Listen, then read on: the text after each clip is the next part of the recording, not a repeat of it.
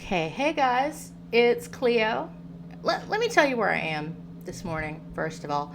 I'm really nervous. I'm very good at talking. I'm a little too good at talking, but I'm really nervous about remembering everything I want to say. Okay, so I'm nervous, so I'm going to do a voice test, right? So I'm going to play a part in the game where you can hear James's voice, you can hear some sound effects. I'm going to test my voice against it. I forget to hit record. So now I've done it a second time. Like, this is, if you don't know me, this is me as a person.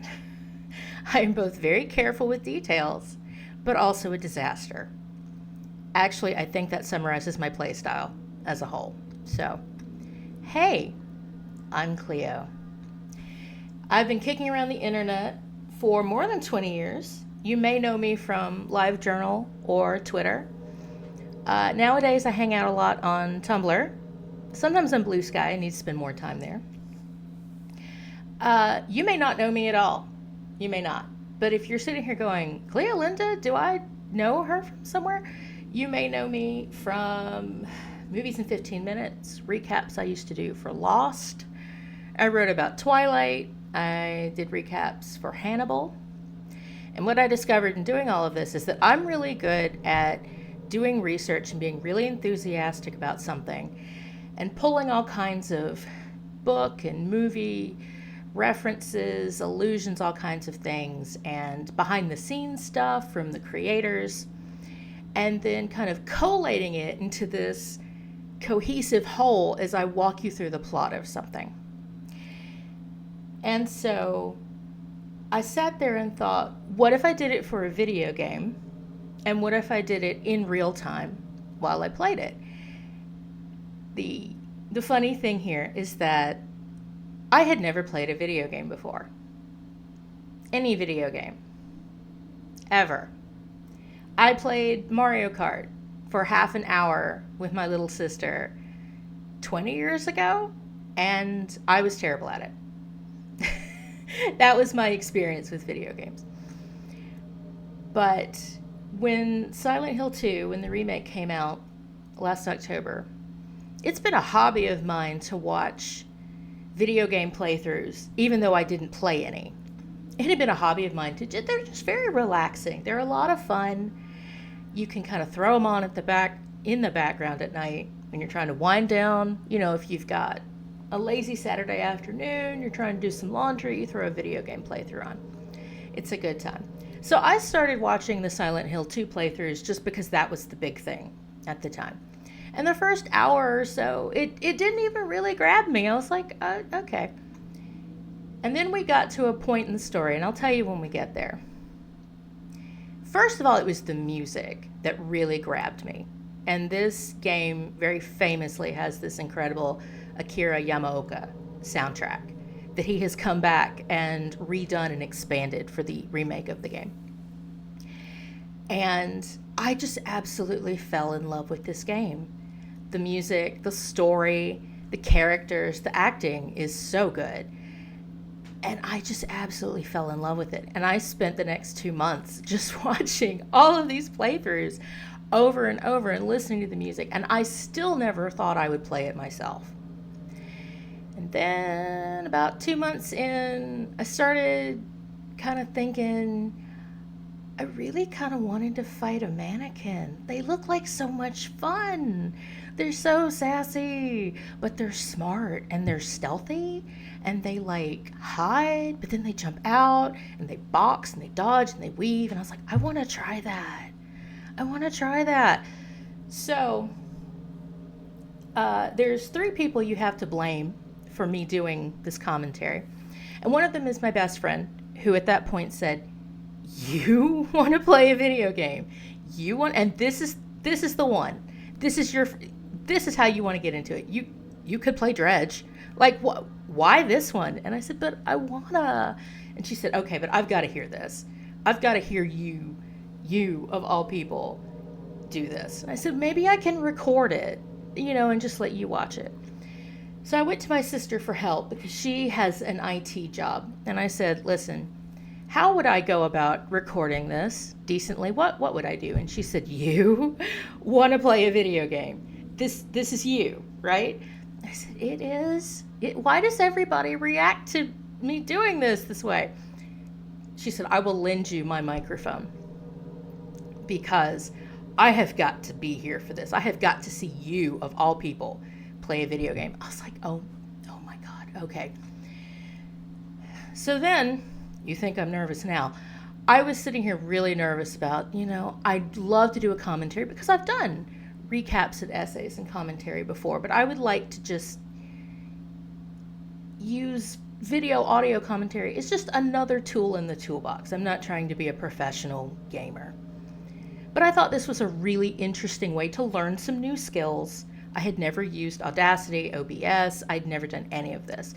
So my friend Ian says, I love Silent Hill. If you want me to help you, kind of walk you through some of the software, I can help you get set up. And he said, I had considered doing a commentary playthrough. And he said, I love the music so much. And he's a musician. And he said, I would really like to talk about from like a musical perspective. And I said, Ian, you got to do this. You got to do this with me. You got to do it. Like, number one, I want to hear what you have to say about the music. But also, you got to do this so I have a buddy. Okay? Don't make me go out here alone. Give me a kitten to take with me. As the old meme used to go. So I would have quit 20 times over if it hadn't been for Ian kind of, the moral support. And so he started his stream 2 days ago on Wednesday. He's doing live streams, and then the video on demand, he's put it on YouTube, so you can see it there. His username is iDoherty451, I believe. And I'll link to all of this. So these are the three people I have to thank for either convincing me to do it in the first place or convincing me to not give up. Okay. So, and I have so many things that I've learned and researched, and Ian and I have been emailing back and forth for like a month now, at least, like pen pal type emails where we discuss all of these interpretations and theories. And so I will credit him constantly, but that's why I also wanted to explain who he is, because you're going to be like, who is this imaginary friend of hers? Ian said this, Ian did that. That's who. So we have a difference of opinion about spoilers. His commentary is just full spoilers all the way. Nothing is out of bounds. What I wanted to do is bring a lot of information from the end of the game, particularly about Mary. A little about Angela. I wanted to bring it forward and talk about it the entire time. However, the one big spoiler in the game, I don't want to tell you what it is. I don't want to. I'll talk around it. So, if you would like to watch a spoiler-free playthrough before you watch mine, please feel free to do so. My favorites are, let me look at my list here.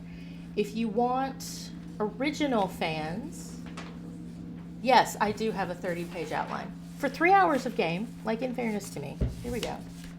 You can hear it, I'm sure. Jacksepticeye was the first one I ever watched.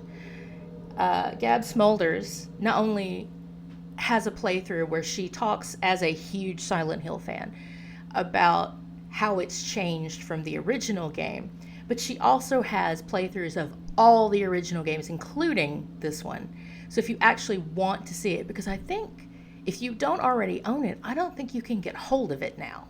Maybe? I don't know. So I haven't been able to play it myself. I have watched a lot of comparisons to the between the old one and the remake. If you want a playthrough where the player didn't know anything going in, I really like Mars, I really like Hollow, and I like Whitney Visions. So please feel free to go and watch someone who's not going to tell you anything if you'd like to watch that first. However, I will say, when you open the game, there are a ton of content warnings at the beginning. And one of the things I liked to do with the show, Hannibal, was that a lot of people said they just couldn't watch it because of the subject matter, either because of horror in general, the specific topic, but they liked reading my recaps because they could read about it, and that was easier to deal with. And then sometimes they would say, and then I started watching it after I was comfortable with what was going to happen. And sometimes they said, I watched it, but I used your recaps as a guide as to when I did and didn't want to look. To me, if you don't think you want to engage with the Silent Hill 2 themes, content, a playthrough might be a way for you to either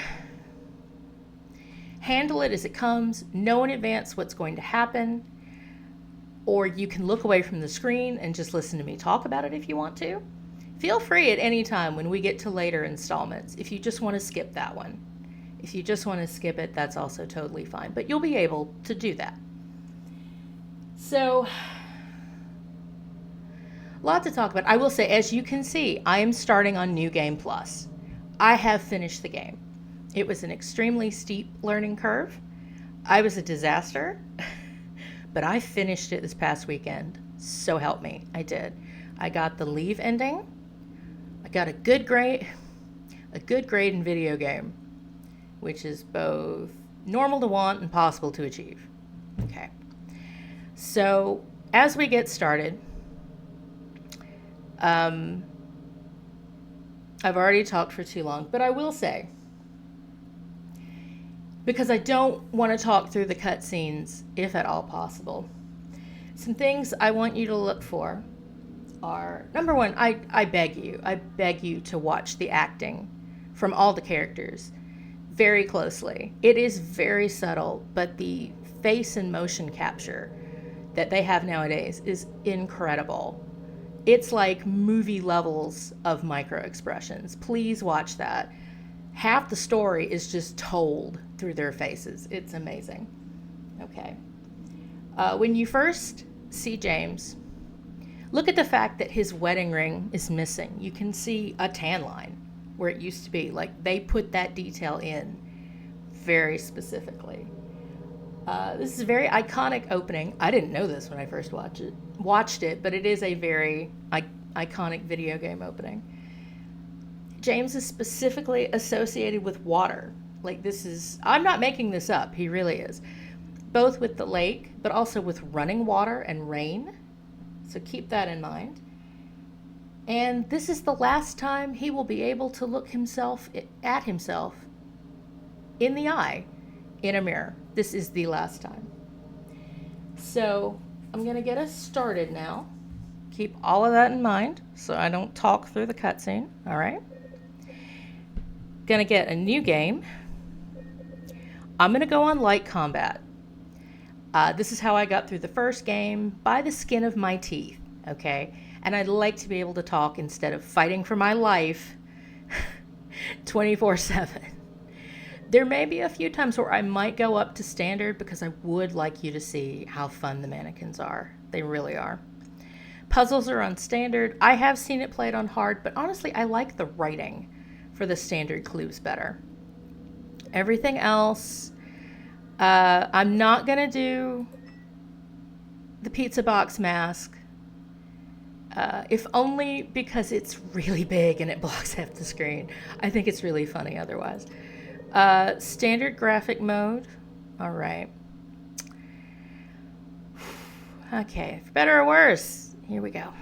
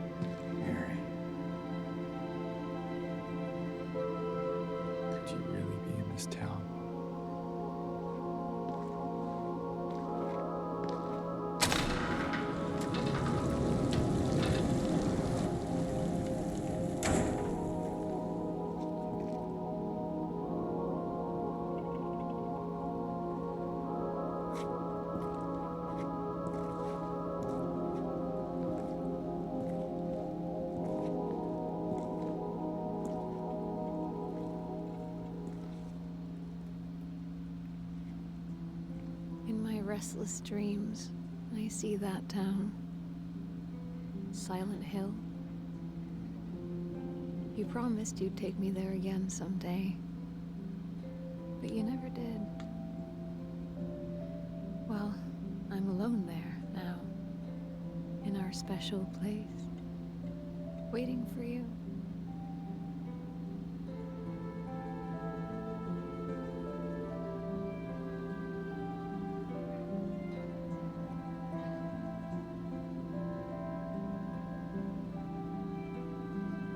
I got a letter. The name on the envelope said Mary. My wife's name. It's ridiculous. Couldn't possibly be true. That's what I keep telling myself.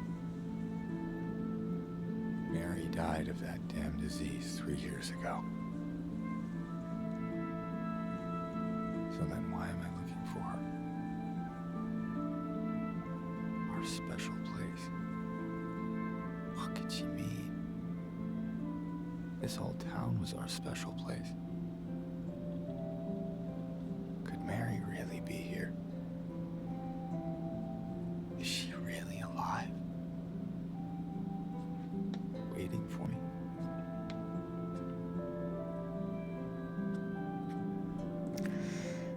Not the frame rate. Not the frame rate.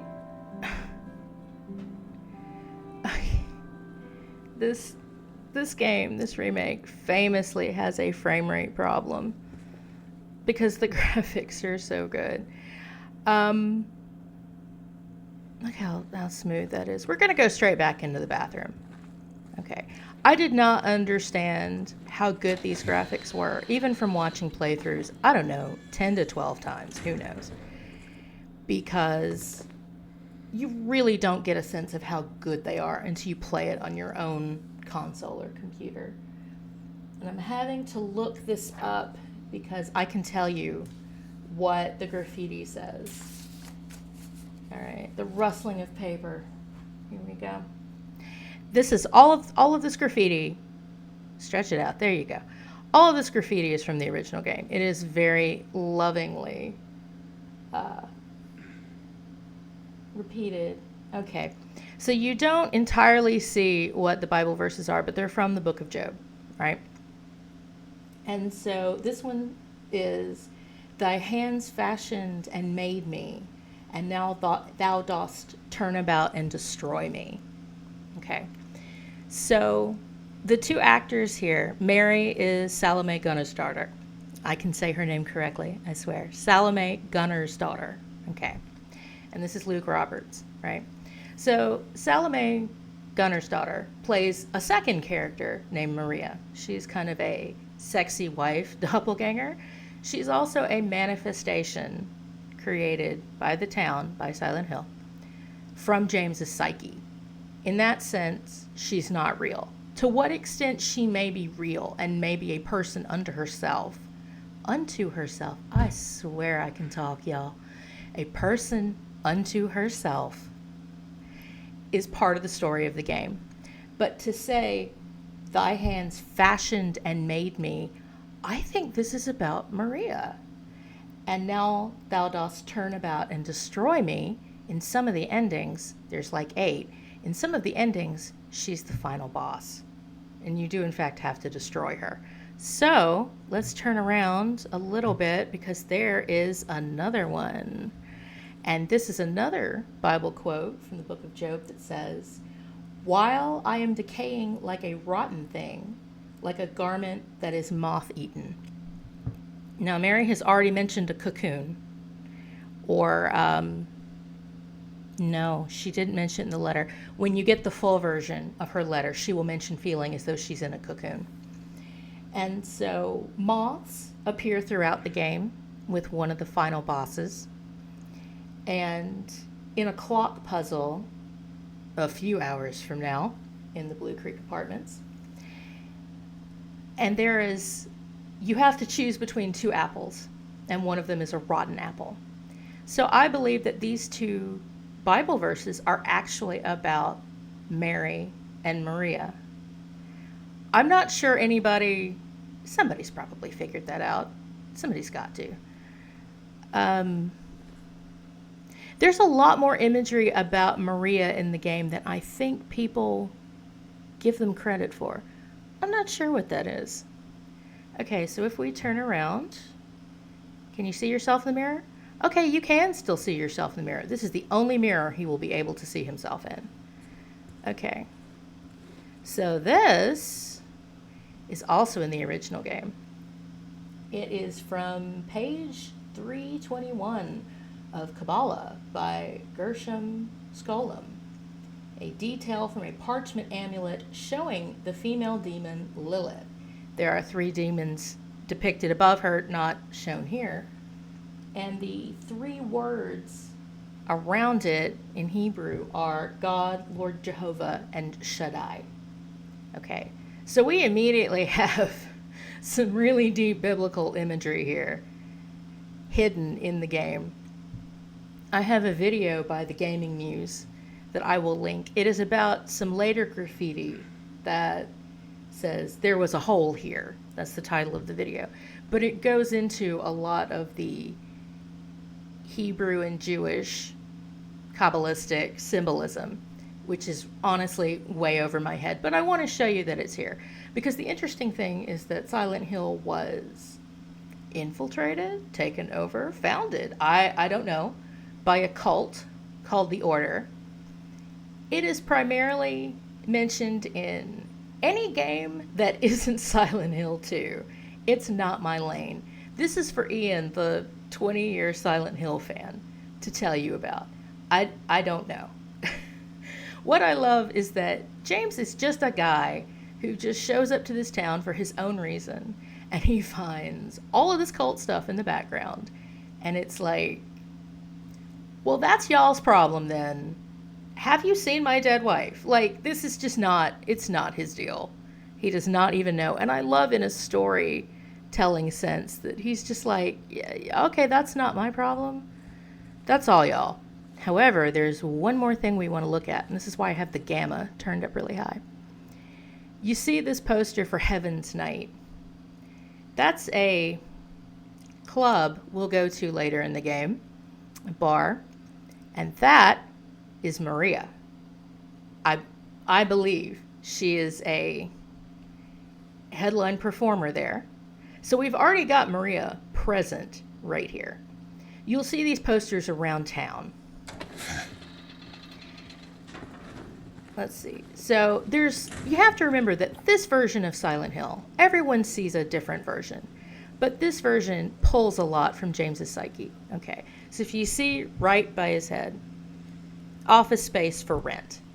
According to the original game, he is, quote, an office worker. He offices a work. What does he do in the office? I don't know. He's, quote, a clerk. A clerk of what? I don't know. You actually see his desk later in this game. You see his cubicle manifested out of nowhere in the labyrinth. So this is what they're doing in this game. But you'll see things from his life kind of manifested. Now here's what we're going to do. We're going to try to leave. Okay. Yeah, he says, no, we're not doing that. You're a braver man than I, James. That gets you the achievement. What's it called? No turning back? It's something. You do get an achievement for trying to leave. And so I got it the very first time I opened this game, which was a disaster. I could not figure out how to maneuver the camera. I could not figure out how to sprint. I'm just showing off at this point. I couldn't pick up the map. I managed to get him. See, even now I'm overshooting. Come on, man. What are we doing? So let's pick up the map. Let's show off what we can do. Look at that beautiful map. Okay. Toluca Lake is the lake that this town is built on. It's a tourist town. The lake is it's their big attraction. And what's interesting is that this game was deeply inspired by both Twin Peaks and Jacob's Ladder. And you can really tell by the Pacific Northwest vibe we've got with all the pines. And, it's set in Maine on the opposite coast. But it looks a lot like the Pacific Northwest.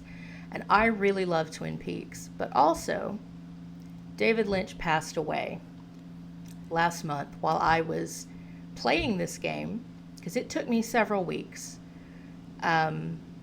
Only getting to play an hour or two at a time, only a few days a week. I played it over a long period of time, and he passed away while I was prepping this commentary. And there was a post on Tumblr showing all of these tributes, flowers, cigarettes, all kinds of things. He was a very avid smoker. All these tributes left at his favorite diner, the Big Boy Diner in Toluca Lake, California. And I went, it's a real place. Oh my God, it's the opposite coast, but it's a real place. So I think what I read was that they actually named it Toluca Lake for a different reason. I want to say that's the lake in the Little Rascals shorts from way, way back. But it's a really interesting coincidence that it turned out to have a big David Lynch connection. Okay, so trying to find... I posted voice audio from my first day playing. And I didn't mean to. I didn't have any way to record it, but it ended up being such a disaster that I grabbed my phone. And I was like, my people who read my stuff and who follow me various places, they gotta hear how terrible I am. I'm just screaming in the parking lot. Just screaming. How do you sprint? I don't want to exit. What are you doing? Please resume that. I'm just screaming. Absolutely screaming. Okay, we did that.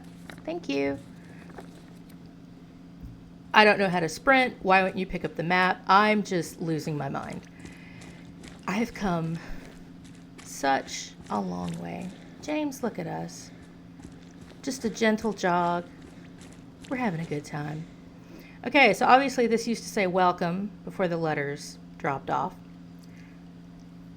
What I've heard is that we come is a reference to the UFO ending. There's two joke endings. And so this kind of, like, we come in peace, this is kind of a reference to that. Have I looked at everything? This may be Eddie's van. Eddie is a character that we'll see later. There's a soda cup in the front that I think makes people think it's him. But he also is drinking out of those soda cups at a movie theater later. Maybe he got them there? I don't know how we're supposed to necessarily make that connection. So here we go. We're going to go down. Now on New Game Plus, it's not this picnic table. On New Game Plus, there are some extra items for those extra endings. So I need to make sure I pick one up when we get down to the bottom of the hill, right? But for now, I'm going to let us vibe a little bit because I want you to hear the atmosphere as we walk down this very long path.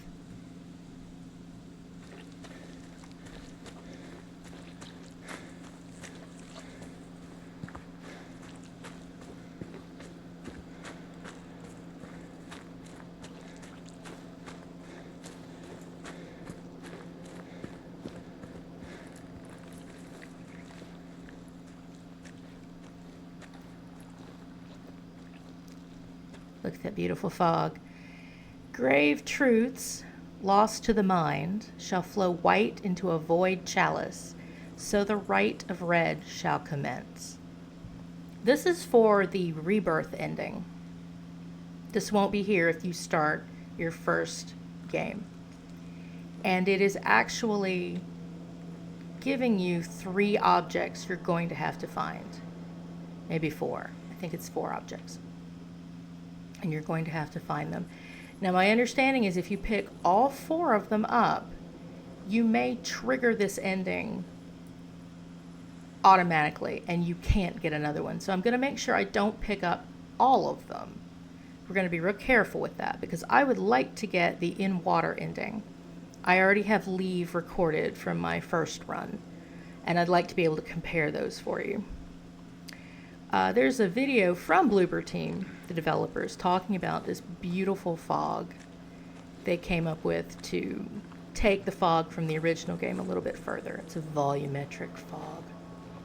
And I'll link to that. But it's like state-of-the-art fog. I love that that's a thing.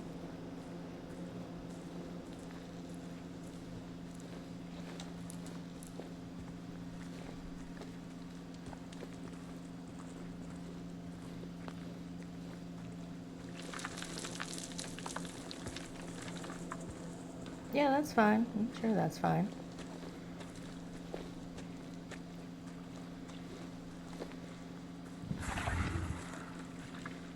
Oh yeah, that's super fine. See, the thing is, whatever that was, you never see it again. You never hear about it. That's somebody else's story. We don't even know. I don't know what it is.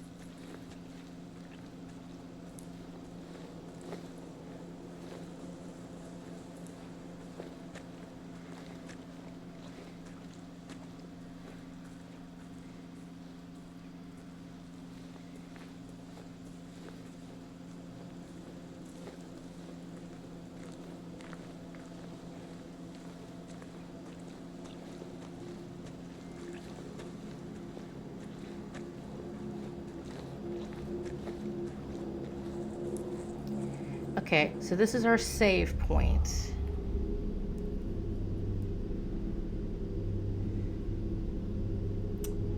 Okay.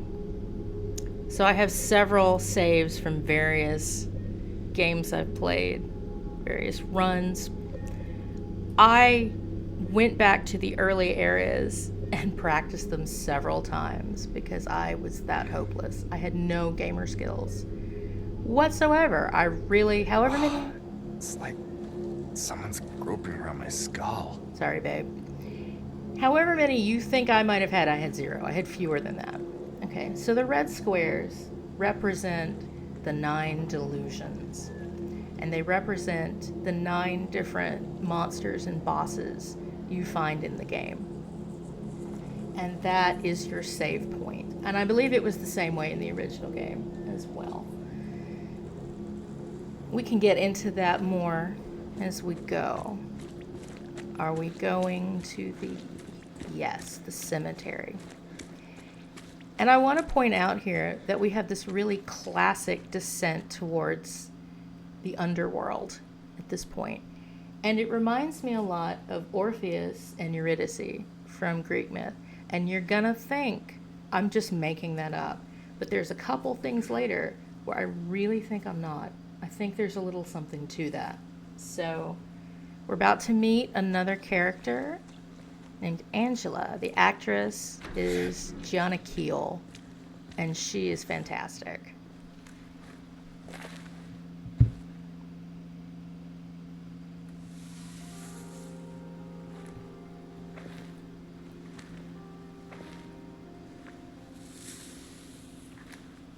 Excuse me. I'm sorry. I was just... Hey, it's okay. I didn't mean to scare you. I'm kind of lost. Lost? Yeah, I'm looking for Silent Hill. Is this the right way? Yeah. It's hard to see with this fog, but there's only the one road. You can't miss it. Thanks. But... I think you should stay away. This town, there's something wrong with it. And it's not just the fog, either. Is it dangerous? Maybe. It's kind of hard to explain, but...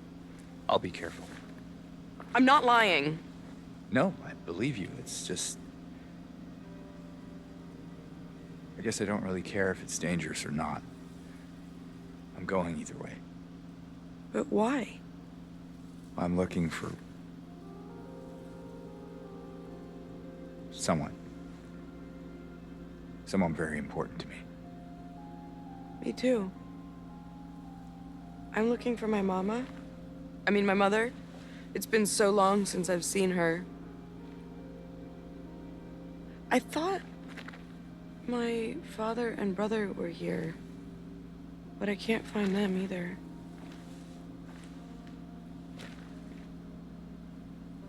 I'm sorry, it's not your problem. No, I hope you find them. Yeah, you too.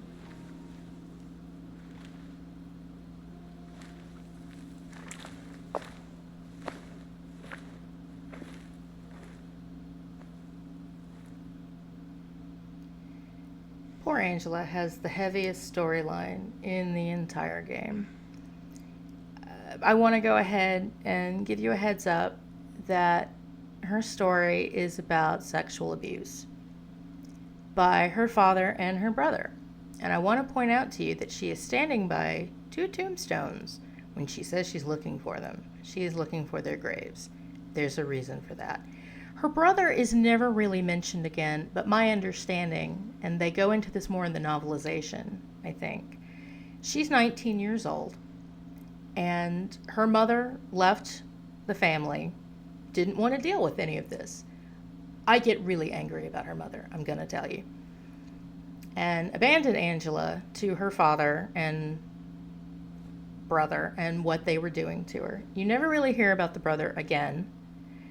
But the father, we will see a metaphorical representation of him. He is one of the most upsetting bosses in the entire game. And it's very tough. But this game handles her story really delicately. They do such a good job with it. Up until that boss where they really go boldface font with it, and I'll warn you for that. But they do such a good job, and it's such a tough story. I wanted to show you this because I did a practice run to kind of time how long this would take to talk about it. And I saw this for the first time. I don't know what it says on the door. Maybe we'll get a screen cap of that and enlarge it or something. But I don't know what it says on the church door. Okay, so we're looking for the Book of the Crimson Rite that note mentioned. Here we go. Crimson ceremony, proud fragrance of life which flies towards the heart, O cup which brims with the whitest of wine. It is in thee that all begins. That sounds totally normal. That sounds fine. Okay, press I to open the inventory. There we go. All right. I know games give you tutorials, but I feel like they've done a really good job with this game spreading it out throughout the first, hour or so, and they're teaching you all of these skills that you will need. And I mean, I know old school players probably don't need it, but for me, someone who had never played before, I really, really appreciated it. I say this over and over, but I feel like this game tries so hard in the subtlest way it can manage. Please be the right gate. Thank you. To teach you how to play it as you go. And I really, really appreciate that. I think they were thinking about the new generation of players when they made this. I infamously got lost. This is a very long road to town. And at some point I got turned around and I ended up back at the cemetery. And I started screaming. I also have audio of this. Just abject despair that I had somehow gotten turned around the very first time I played the game. It was so sad. But what I wanted to talk about here is how liminal this game is. And I wrote a post a couple of years ago about Christmas Eve being a really liminal holiday. And the word is from the Latin for threshold, but it can be a threshold of time or space. And I'll link it. Trying to see if we're getting close to something. That sounds fine. The liminal is a place. We're looking for something. It should be near. The liminal is a place you're not staying permanently, and it's the time that you're not staying there.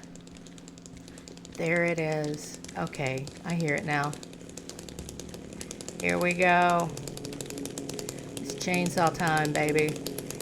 You don't get this on your first run, you only get it on your second.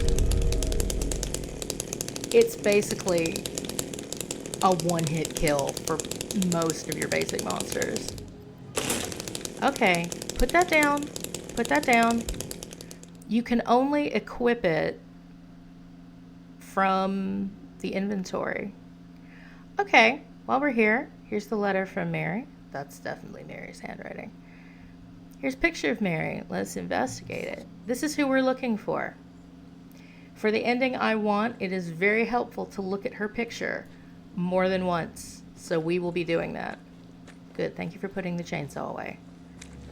If you leave him holding it long enough, he will do this Texas Chainsaw Massacre inspired, he'll hold it over his head, and it's from the original game, and I would like to avoid that if at all possible. I'm just not about that vibe. Maybe I'm gonna calm down now that we've got started. I know I was kind of amped there for a while. Where are we? Can't see shit in this fog, which is kind of the point. Let's see.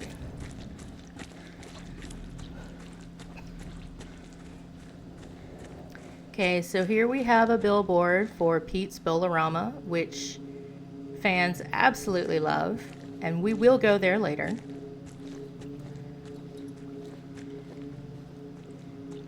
Love an ambient drone. Love a scary sound. Here we go. Our first note. Went to town to get the window fixed. Spare keys in the drawer. I already have the achievement for trying to open 50 locked doors, so I'm not going to try to open things I know I can't. But that is an achievement. Well worth getting. Let's see. Here we go. Hello? Anyone in here? Not a soul.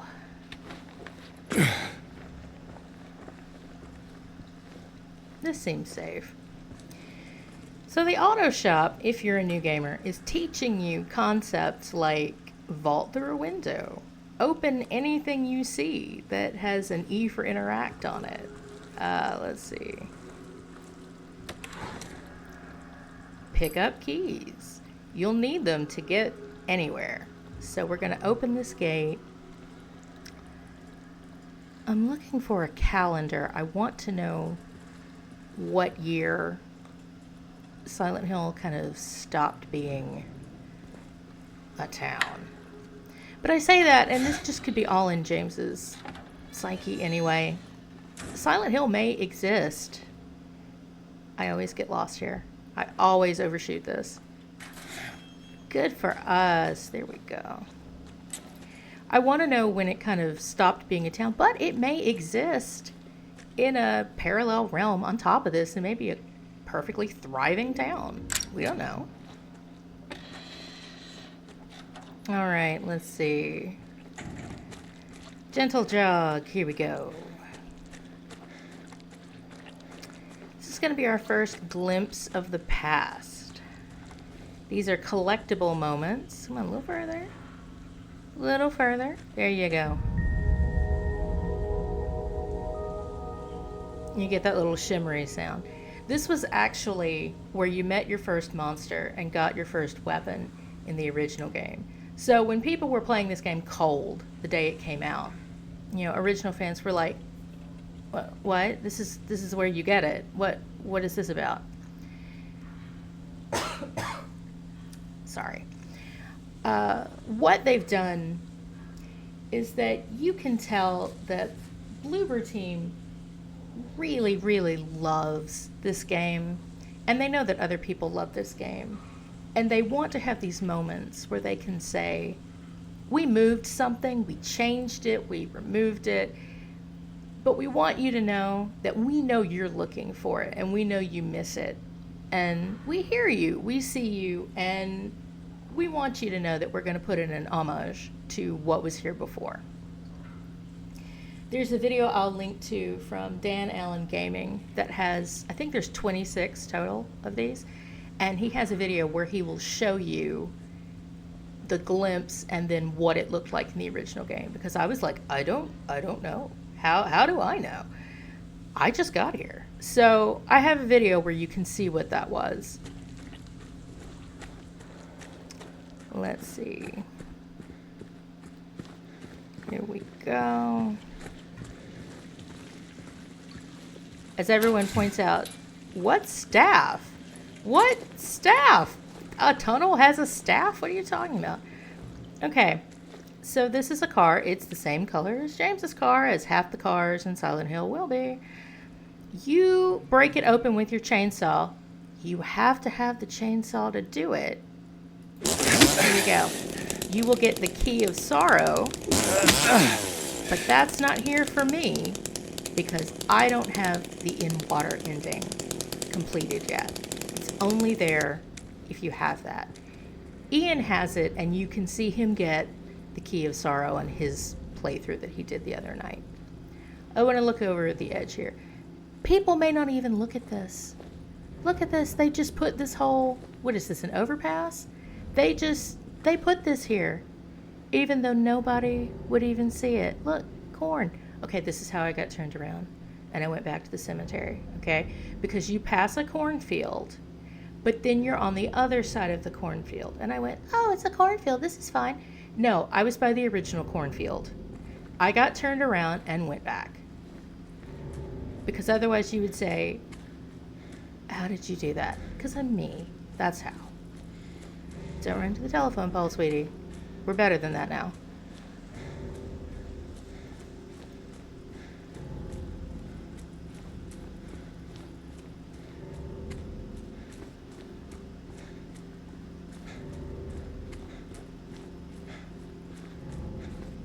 Let's see. That to the left is probably where I got turned around because I actually went to the dead end, and that is probably what happened. And we're not risking it this time. We're not. Okay, I am, when we get here, oh, okay. You're gonna make sure you get this map.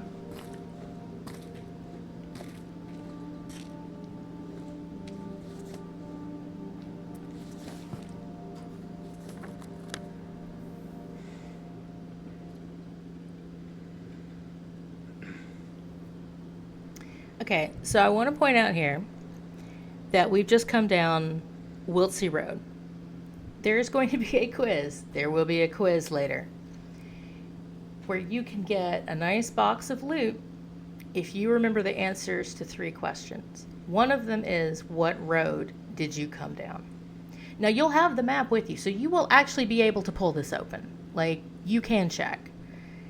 All of the streets are named after writers. This was by Team Silent in the original game. And David Wiltsey wrote a book called Home Again. And I don't have details about that book per se, but that's a very thematic title. This is a town that James and Mary used to vacation in, and I actually don't know where they're from. Are they from somewhere elsewhere in Maine? Was this just like a day trip for them? I don't know. Or a day's drive, rather. I don't know. But there is a sense of trying to find the person who was home to you. Okay, where's the flower? Here's the flower shop. All right. Look at all this. Nobody goes and looks at this. These pots didn't have to be here, but they put them in anyway. I love Bloober Team so much for all the care they put into this. So here's the flower shop. Now I really want to talk about this because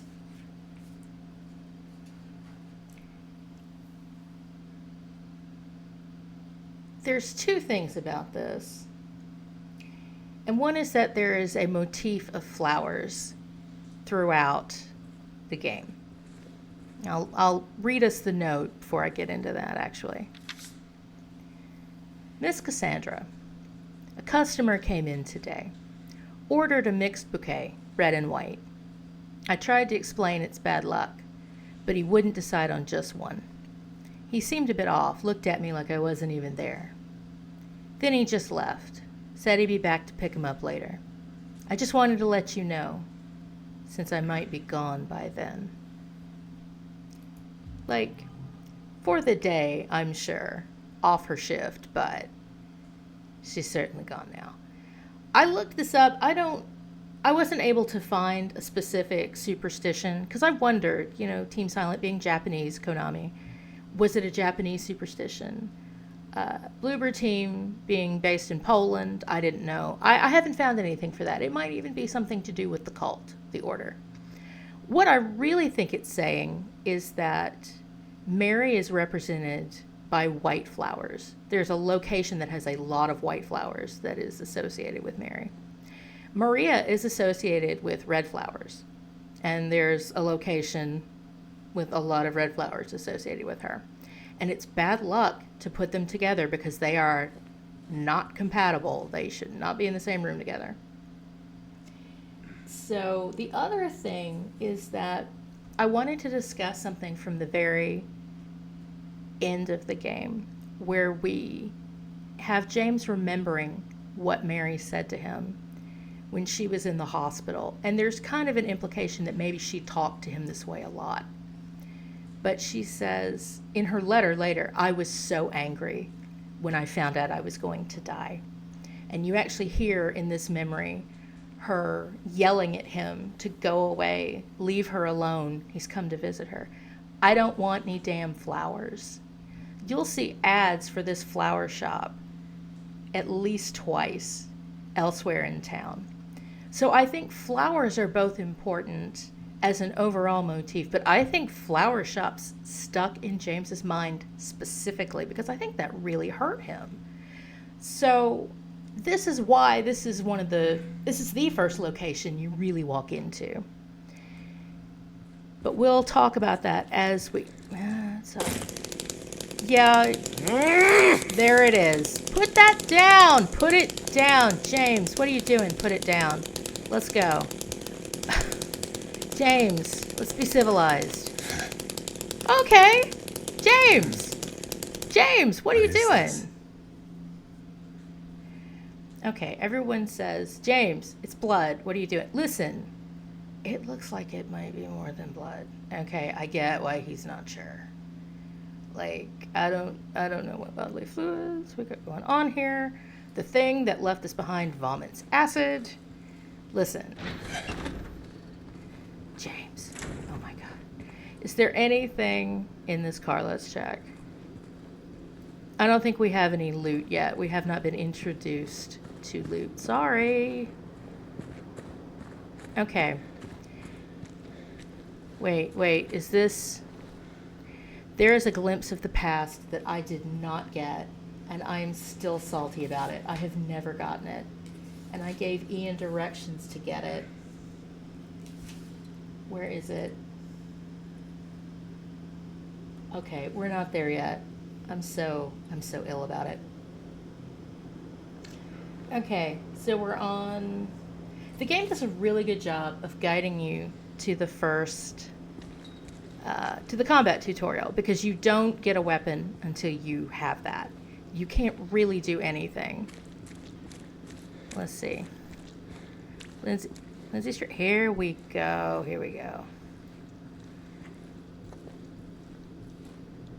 More of that stuff. Listen, it looks like it's more than blood, okay? So, we're gonna follow the trail. Okay, so we need to hit the next scene, right?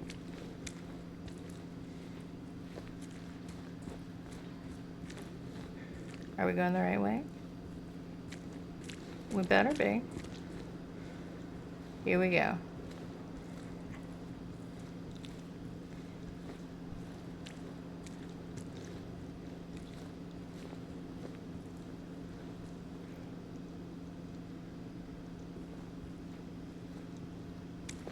Game, help me out here.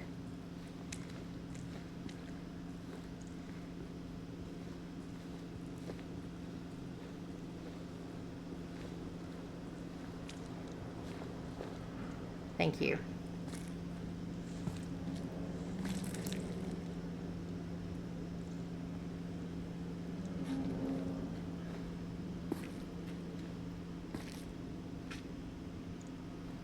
Hey, wait.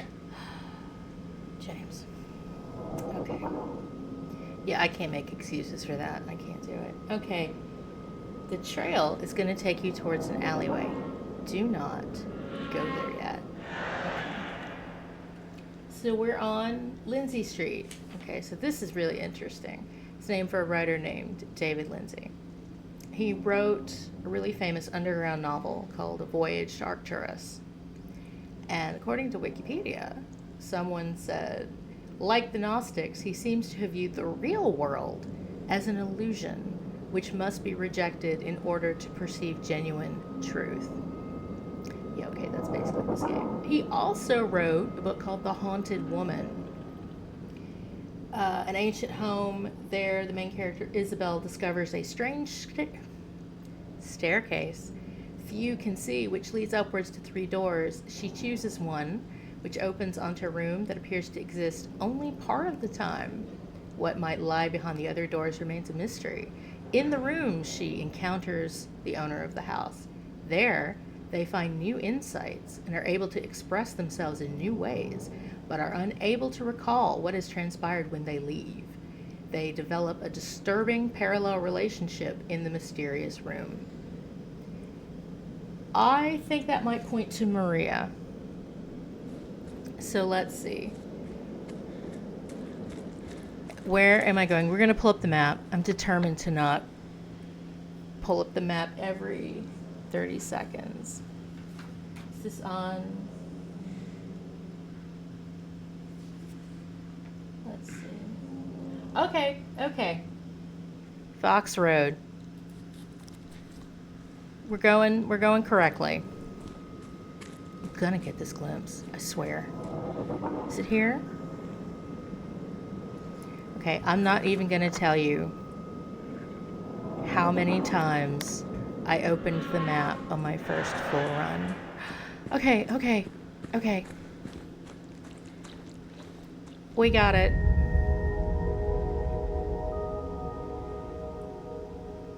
Victory. I forget what this how this happens in the original game. I think James goes through there. I'm not entirely sure. Sorry. He balks when you run him into something he shouldn't be able to walk over. Okay, wait. Is that leading us to the alley? This isn't it, is it? It's not a gate. Okay, no. I'm sorry. I have never gotten the alley on the first try. There it is. See, they're trying really hard to show you where to go. They really are. Alright, let's walk. I'll let you see. Look how real this looks. Just how, in a set decorating sense, look how every yard is like this. Every yard looks like somebody different lived there. And you can see all the things they did. We have these green chairs at my house. That's so nuts to me. I'm like, I have those chairs. Okay.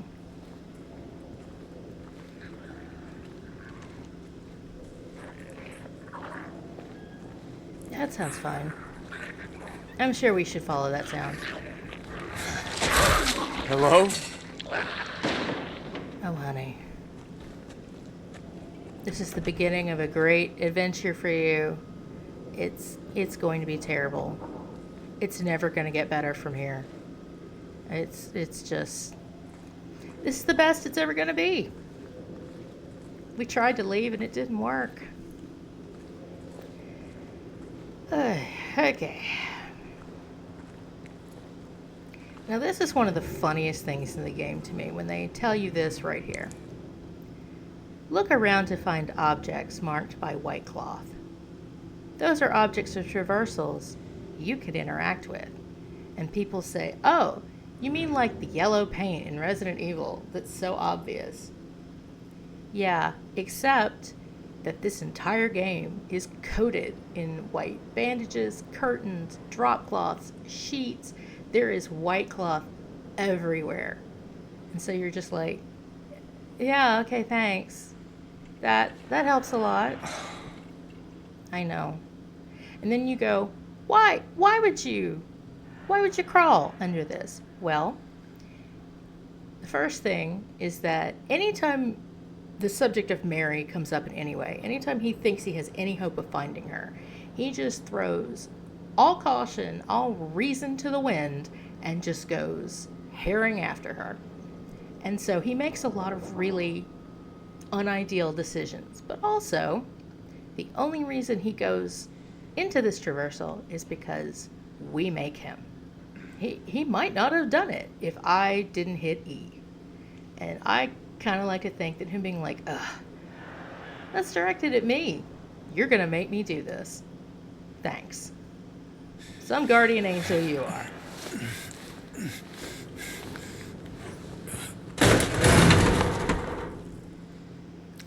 Yeah, they do that to us. Okay, I always get lost in this house. I always get turned around because I'm a disaster. Okay, we have a save point. That's not a great sign. Okay, notice that there's a floral print here, which tends to be associated with Mary. Although, you know, these flowers are red. Might be associated with Maria. It's kind of interesting. Okay, let's save. Yes, that's today. Okay, game was saved. And there's a clock. Now here's the thing. Every single clock in this game is set to 9:10 and 15 seconds. I don't know if it's confirmed or this is just my belief, but I think that's Mary's time of death. And since James was present for that, it really stuck in his psyche. Every single clock, and in fact, one of the answers to a puzzle is that time. Now, this sheet is a floral print, Mary. It also looks really familiar to me. I'll tell you the significance of that much later. But it's interesting that we immediately see it. Okay. We came in through the door facing the cabinet. Do not let me go back through it. I have done that before. Okay. So this is our first health drink. I don't know how a nutritional supplement is supposed to heal us. Like, I don't know if we're talking like Ensure, Boost, Yeast, Kombucha, Super Greens. Like, I don't know. We're just going to have to accept this. Yeah, we're not pressing that now. All right, so here's another one. The game is demonstrating for us disappointment. Because I would not understand what an empty cabinet meant if you didn't tell me. See, we're not going through that door, right? We're not going through it. Okay. Success. Here we go. This is our monster detector / wife communicator. Here we go.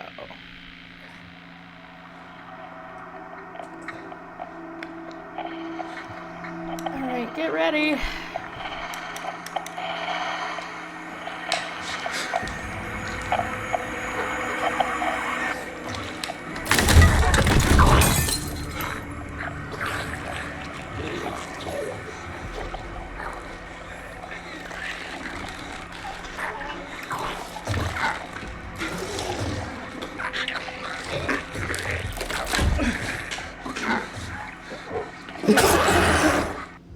Stay back. Yeah, I co-sign that. All right. We got this. We got this. We've done this so many times. Ah! God damn it. Well, at least you got to see what it does. Motherfucker.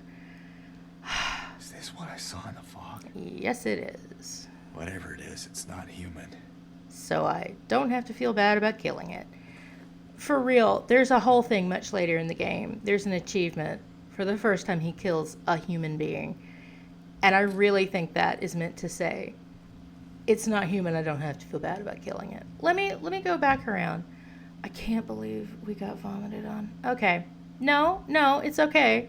Because you got to see the attack that this thing does. Okay. So this design, they never explain this in-game. But it's got aspects of a body bag, of some corset lacing detail, a straitjacket. It's got platform heels, and this is from the original game. I'm gonna call them stripper heels, and that's not an idle turn of phrase because we are actually going to end up at a strip club. And I think that's why it's in James's psyche. He kind of has a thing about legs. He's kind of a leg man. And I think these shoes are in his psyche for a reason. Also, the design is inspired by the creature designer, Masahiro Ito. Saw a coworker of his wearing a hoodie with his hands in the pockets, just kind of shambling around the office. I think he might have been listening to music and just kind of walking through. And he thought that would make a great monster design. That would be a great basis for that. So there's a lot going on there, and it's all kind of disturbing. So here we go. Let's go through. Okay. Look at all this graffiti they took the time to put in. Look at all of this. All right. So we're going to squeeze through. All right. Here's our first syringe. This is our 100% healing item. That looks safe. That looks like, notice they took the time to not only put some like filth on it, that also looks like blood. That's absolutely advisable. Not holding that now. Not holding that now. There's something else in the game, and I think maybe fans really come into play in terms of reincarnation in maybe Silent Hill 1. It's not so much reincarnation in this game. But you see a lot of fans, and not just like in the corner. I mean in like some of the boss fights. You will see giant fans. It is definitely a symbol. And it symbolizes cycles, repetition. You didn't learn it the first time, so you have to do it again. That kind of thing. And it's also the same color as James's car. So that seems like it's kind of waving it at us, saying, E. And it's disappointment. All right. It's saying to us, look at that. Breaking windows is the primary mechanic of the game when you're in South Vale.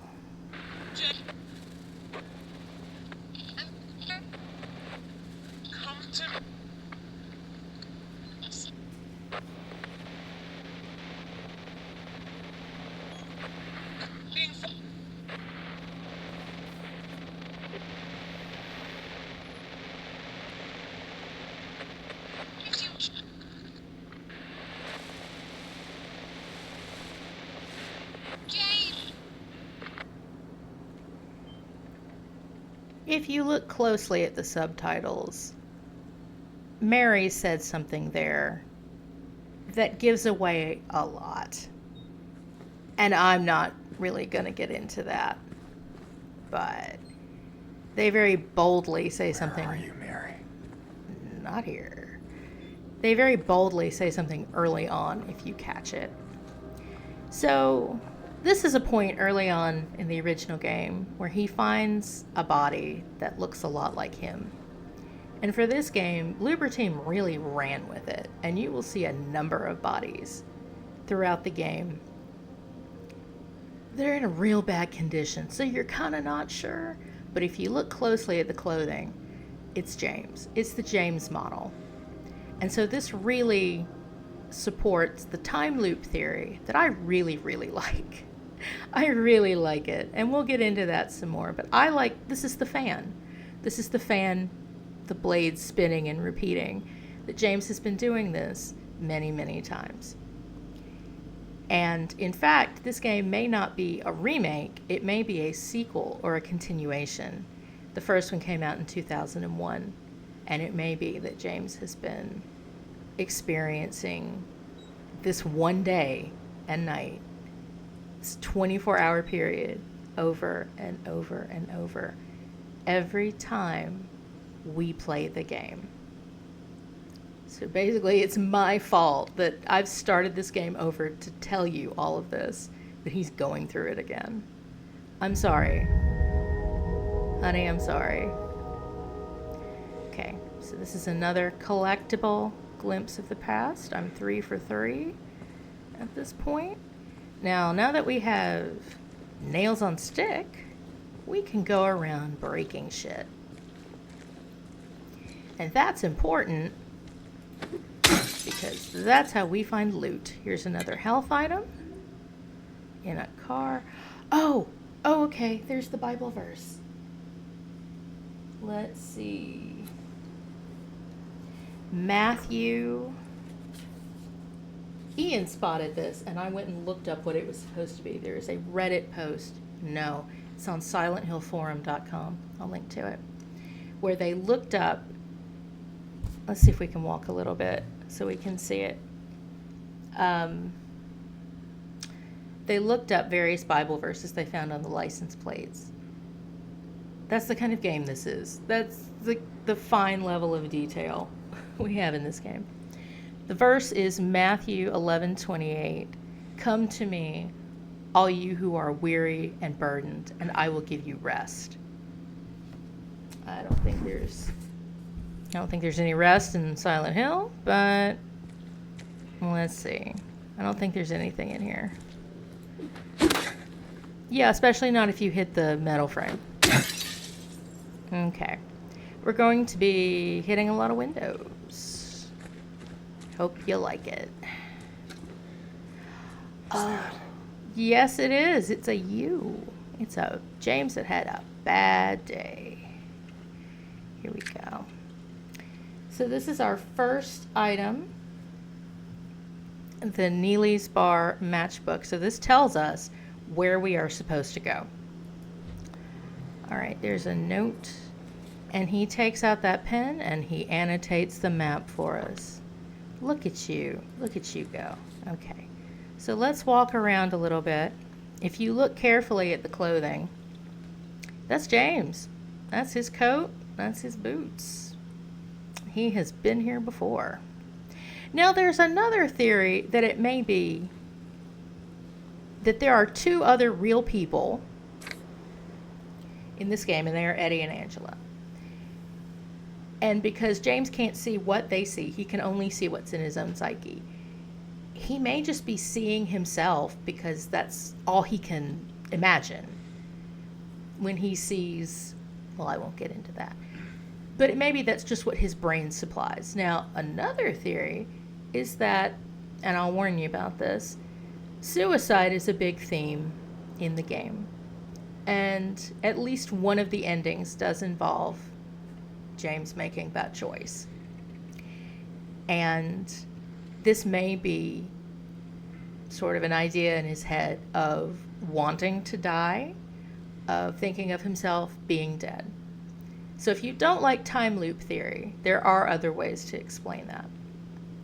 So this says, if you're reading this, leave. Already tried that, can't do it.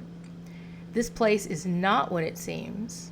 Sometimes you just have to look behind. Run away, run away, run away. Okay.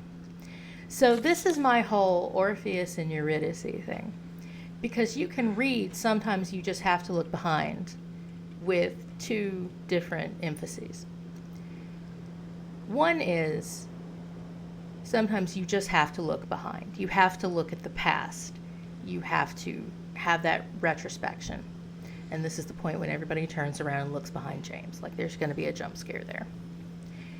You could also read it as sometimes you just have to look behind.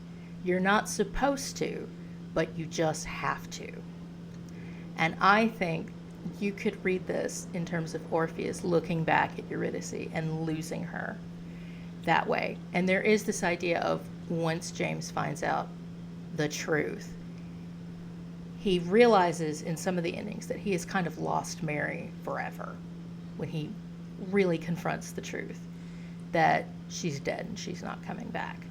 So in looking back at the past, he loses her. So that's, I think, a second interpretation of this. But the other, of course, is you should look at the past and you should learn the truth. So, yeah, it's one of y'all. Okay.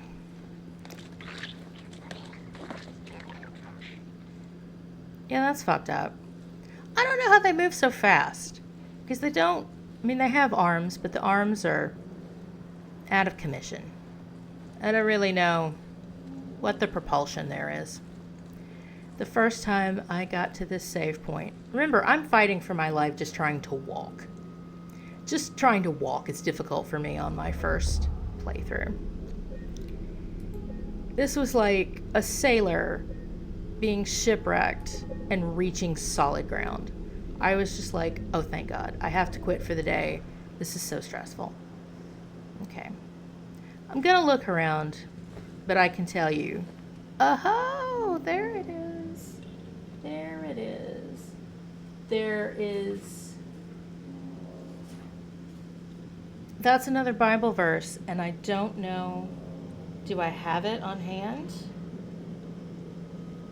Let's see. I sent it. Okay. Let's see.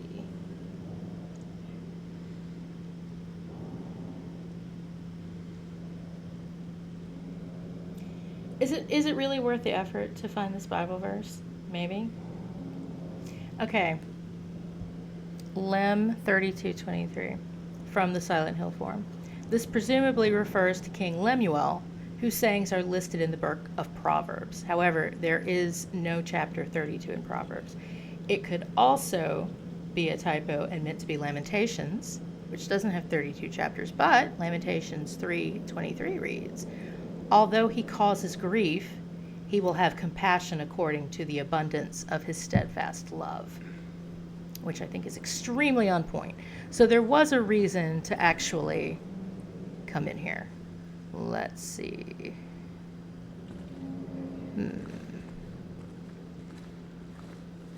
So, I would really like to investigate town, but we have been going for a while, and I wanted to break this into two parts.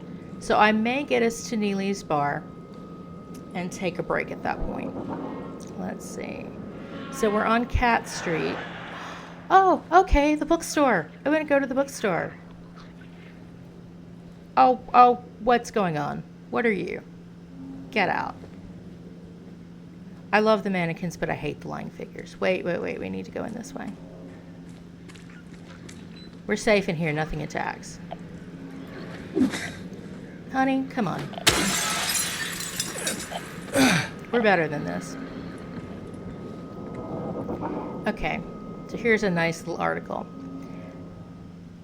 In March of 1965, the town of Silent Hill was visited by the Maine Psychical Research Association.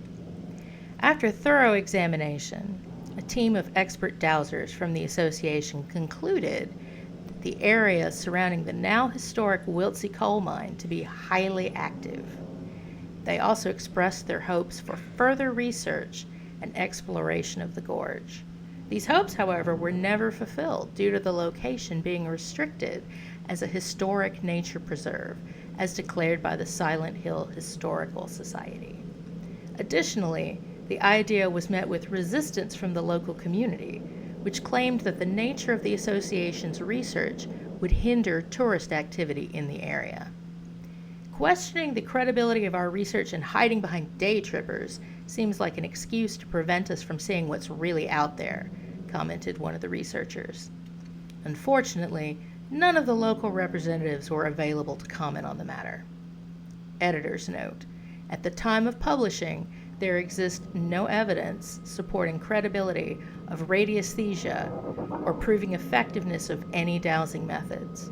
Opinions expressed in the article do not reflect the author's views. Okay, that's a real interesting emphasis there on not us. Okay, so in New Game Plus, we have, I thought this was super cool when I found it on my run Monday. There are 3 main endings that you can get on your first run. And one is Leave, which is kind of considered a positive closure ending. One is In Water, which is a sadder ending. And one is Maria, in which he chooses Maria over Mary. Maria, who I've talked about. And so if you got this ending, you got your ending the first time around, it's almost a little bit of a personality quiz. It's like, what is your natural behavior as a play style, and what does that get you? It's not like 3 choices you make. No, it's your behavior the entire time. How you play. Do you play James as being reckless? Do you play him as being careful with his life? Do you pick this up? Do you pick that up? Do you think about Mary? Do you protect Maria? All kinds of things. So in case you were sitting there going, why did I get that ending? How do I get a different one? They have put these books in the bookstore to tell you. Searching for Another Conclusion, Volume 3, Choosing Death. When life is filled with nothing but despair, some people choose to end it all. I once chose that path for myself as well. I embraced it. It felt right, like the only choice I could possibly make. After I made my decision, it became the only thing binding me to this world. I became reckless. I did stupid, dangerous things. I pushed away even those who cared about me. After all, why would it matter anymore? So this is to get the In Water ending. And it's particularly saying, get into a lot of fights. Let your health run low. Don't heal often enough. That said, I think you only have to stay at low health, really low health, for 100 seconds? I'm like, it's taken me that long to find a health drink before. I can do that. That's fine. So that's what I'm trying to get this time. Except all of these criteria kind of add up as points. Like, I'm gonna hang around with Maria. I want you to see the dialogue, the extra dialogue you get from hanging out with Maria. And that's not going to mean I won't get In Water. It's just going to change the number of points I get towards each one. So let's see what this one is. No, it's this book over here. Not the frame rate. Searching for Another Conclusion, Volume 1, The Road to Tomorrow. It's better to prevent than to cure, as the old maxim tells us. Taking care of yourself and maintaining a healthy outlook can be a challenge in these fast modern times. The key is not to beat yourself up over past mistakes and avoid those who would do you harm.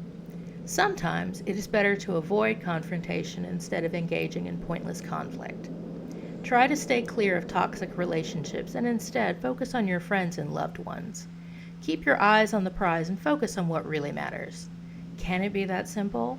Yes. Look to the future. It might be brighter than you think. So this is how you get the Leave ending. And what's so funny about this is that I hung out with Maria like the whole time. And I also killed 393 enemies. You're not supposed to do that for this ending. You're supposed to minimize how many fights you get into. I don't know what the maximum threshold of enemies is. If it's 400, then that means I killed almost everything. But I was trying to practice so I would get better as a gamer.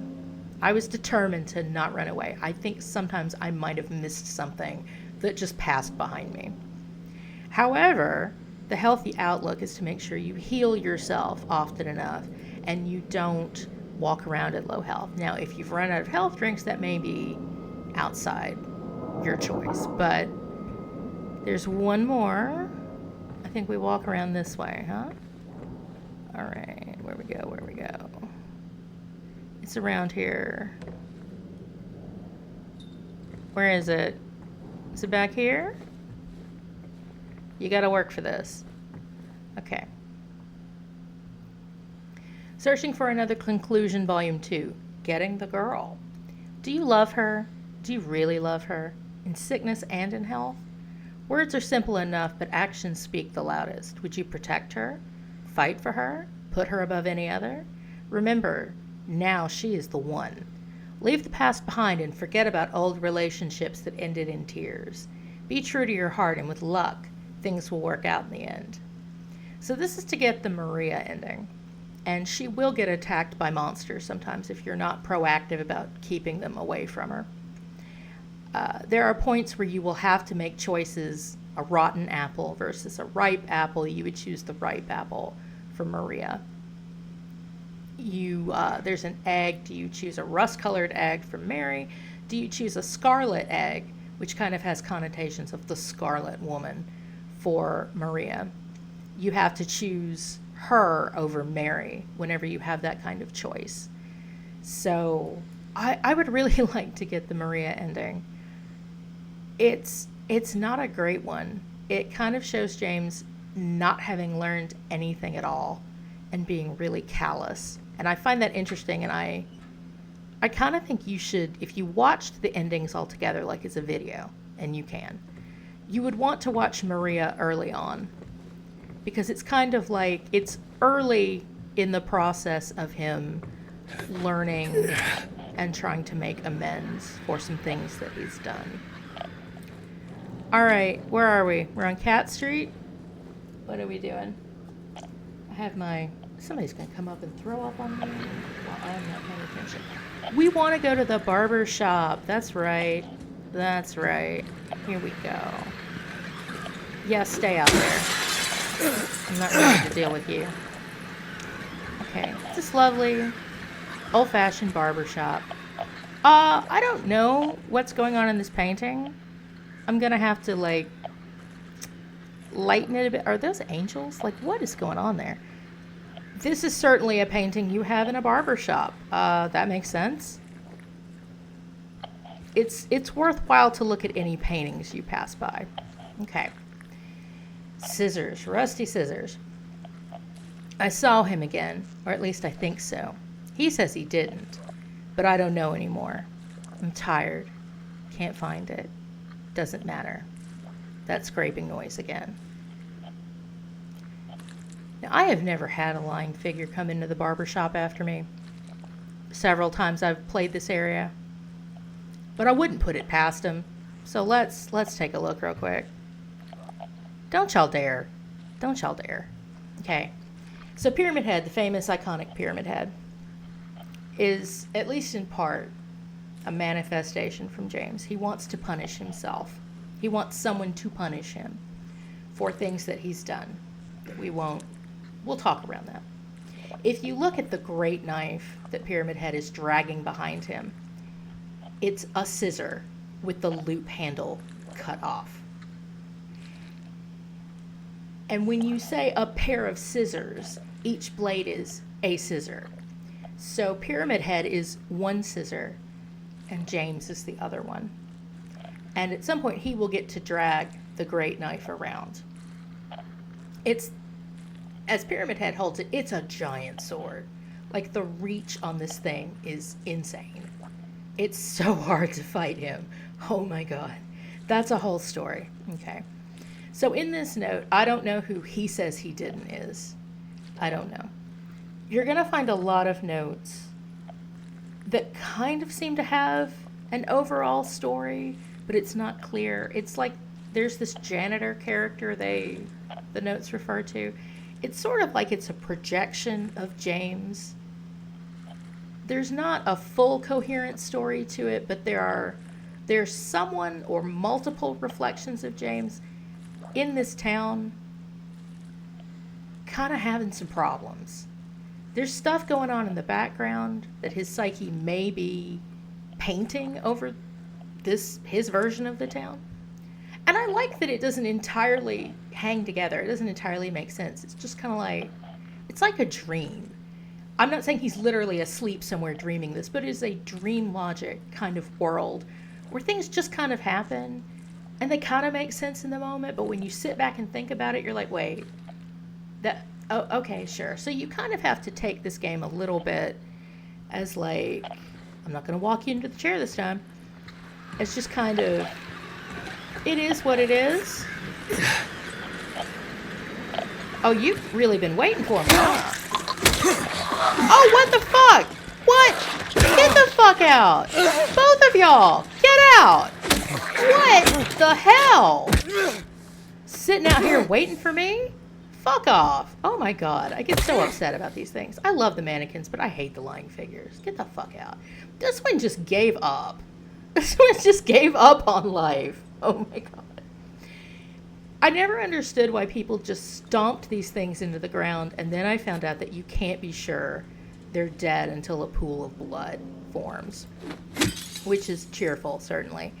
But I'm gonna tell you, they get up anyway. They resurrect.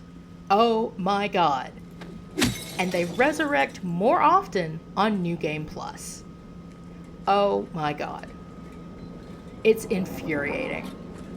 Okay, we shouldn't know that we need to go to Cafe Texan, but I'm gonna go because we're here. Okay, was that maybe the lying figure that was supposed to come in after me, and now it's just not? I would love that. Okay, so we come in here. We open a cash register. We remember how to operate it. There we go. Here we go. We get a coin. Oh, fuck you. You are coming in. Oh my god. Where are you? Oh, stop. Oh my god. Do I have to chase you? I'm busy. I'm trying to look at a poster. Oh my god.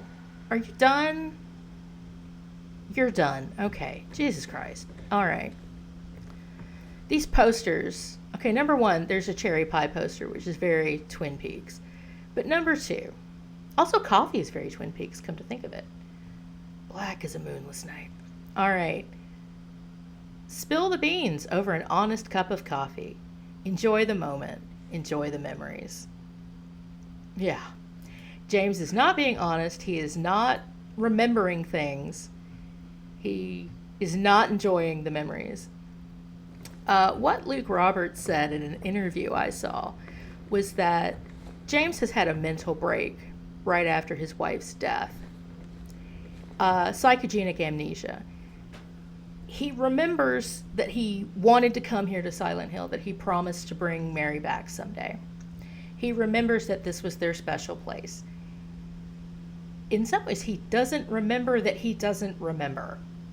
There's a lot of things he's going to see and not recognize that they're from his life.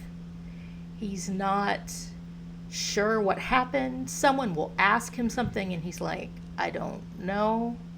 He's very confused. I've had long COVID and sometimes my brain just stops working. And this is one of those times.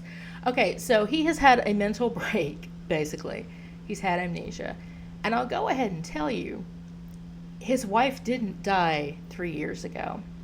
3 years was the length of her illness in the hospital or in hospice.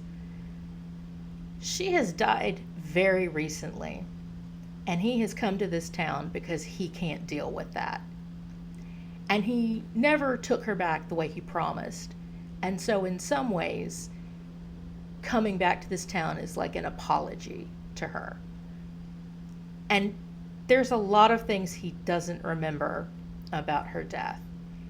And there's a lot of things he doesn't remember about some things he did wrong during her illness.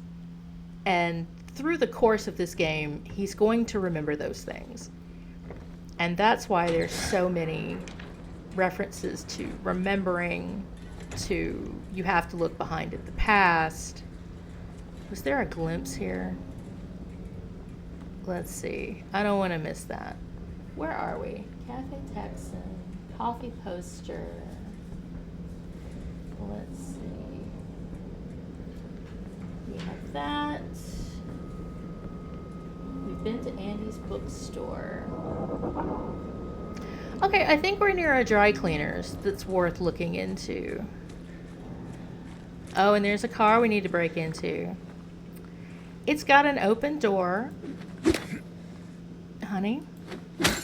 But we're gonna break into it anyway, because that makes sense.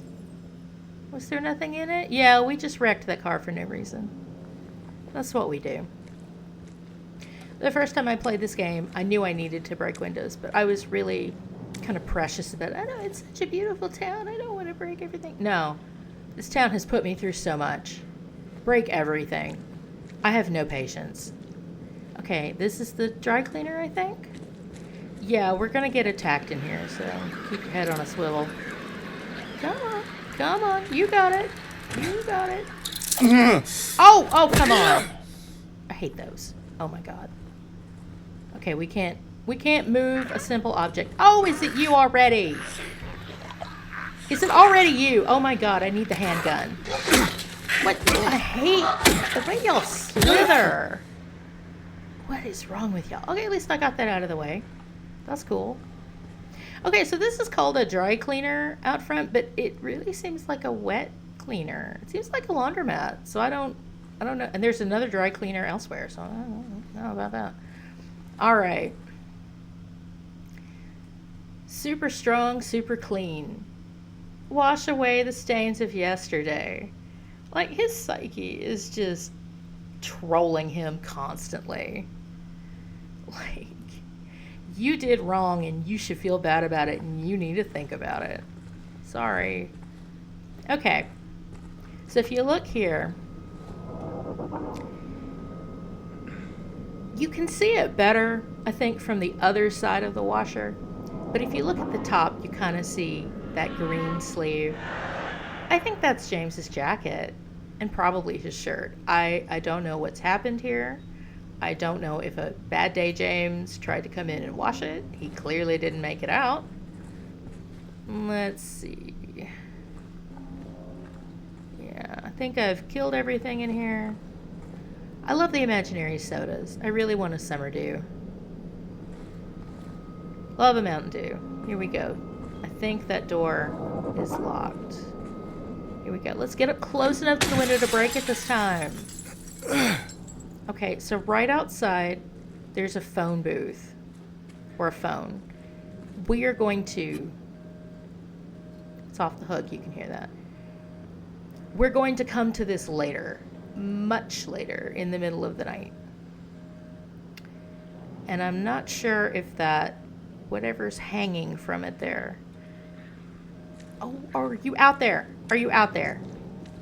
That may be carrying something that we get.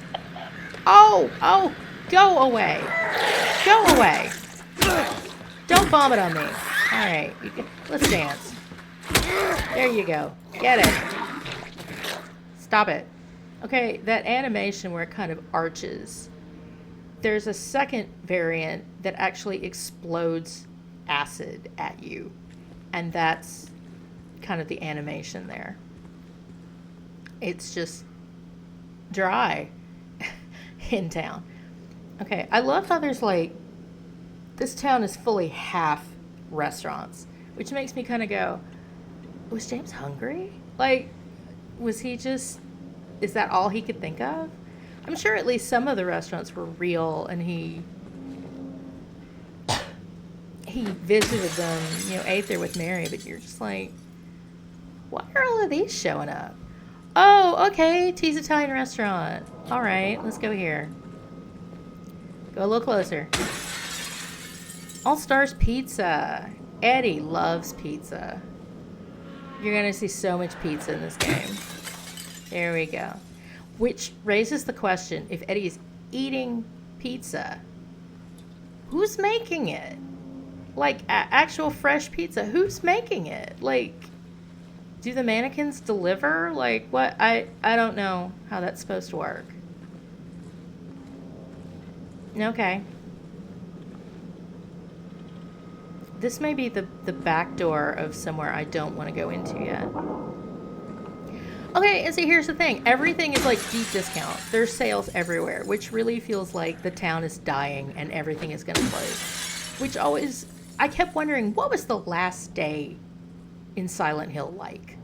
Like, did everybody leave at once? Because there's some, like, sinkhole chasms we'll get to later. Like, did this happen in one day? Was it cataclysmic?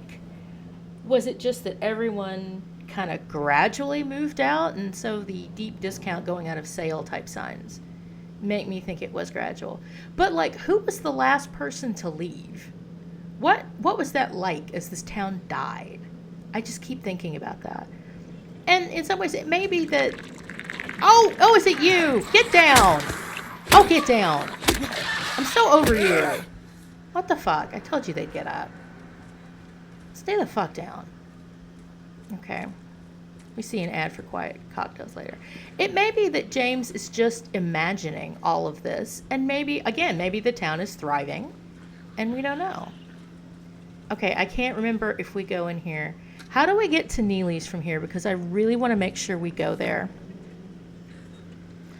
Okay. We need to go there so we know why we're doing any of this.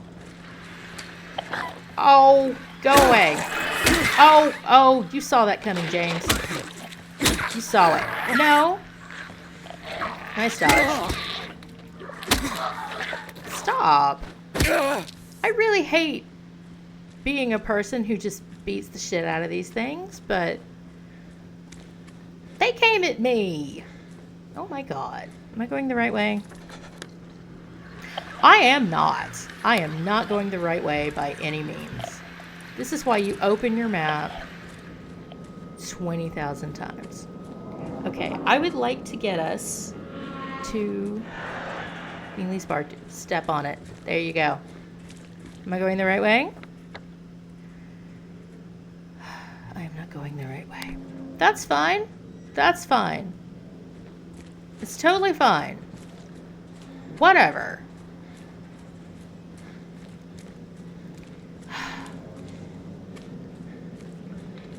So we're gonna go. Yeah, okay. Okay. Get it? Stomp it. Oh! I have an achievement! Finish off 50 enemies with a stomp attack. James just kind of chooses whether to stomp.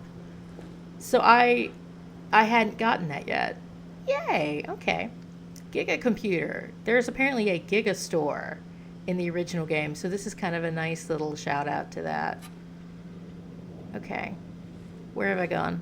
I'm gonna have to circle back to some of this stuff. Humongous burritos. Good to know. There's a restaurant here in town where I am called the Little Donkey, because the literal translation of burrito is little donkey. Are we at Neely's? Oh, thank God. Okay. Not the frame rate. I hear you. Where are you? Oh. Oh, I'm done with you. Come on. Oh, good. We were close enough. Not the frame rate! Not the frame rate! Okay, I'm lucky I... No! No! Asshole! Don't do that. Oh, not the frame rate. Not the frame rate. I forgot that it wasn't going to explode. Okay, so we're not going to have a problem in here because it's a save point. Thank God. Blowout sale, up to 50% off. I'm like, why did the town start dying so quickly? I'm just very curious about that.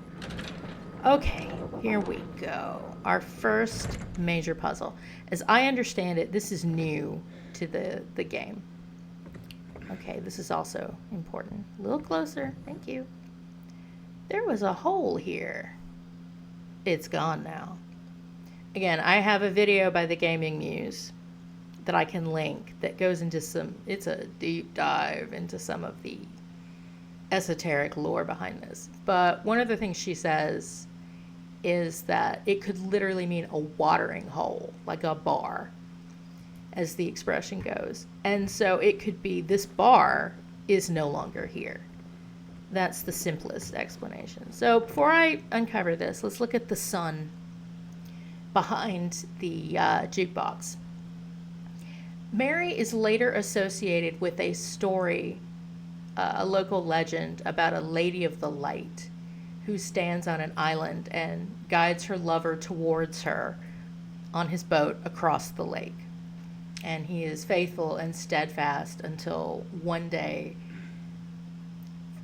it's told two different ways, but until one day he is led astray by a false light, maybe the moon reflected in the water. I think in one version the candle blows out.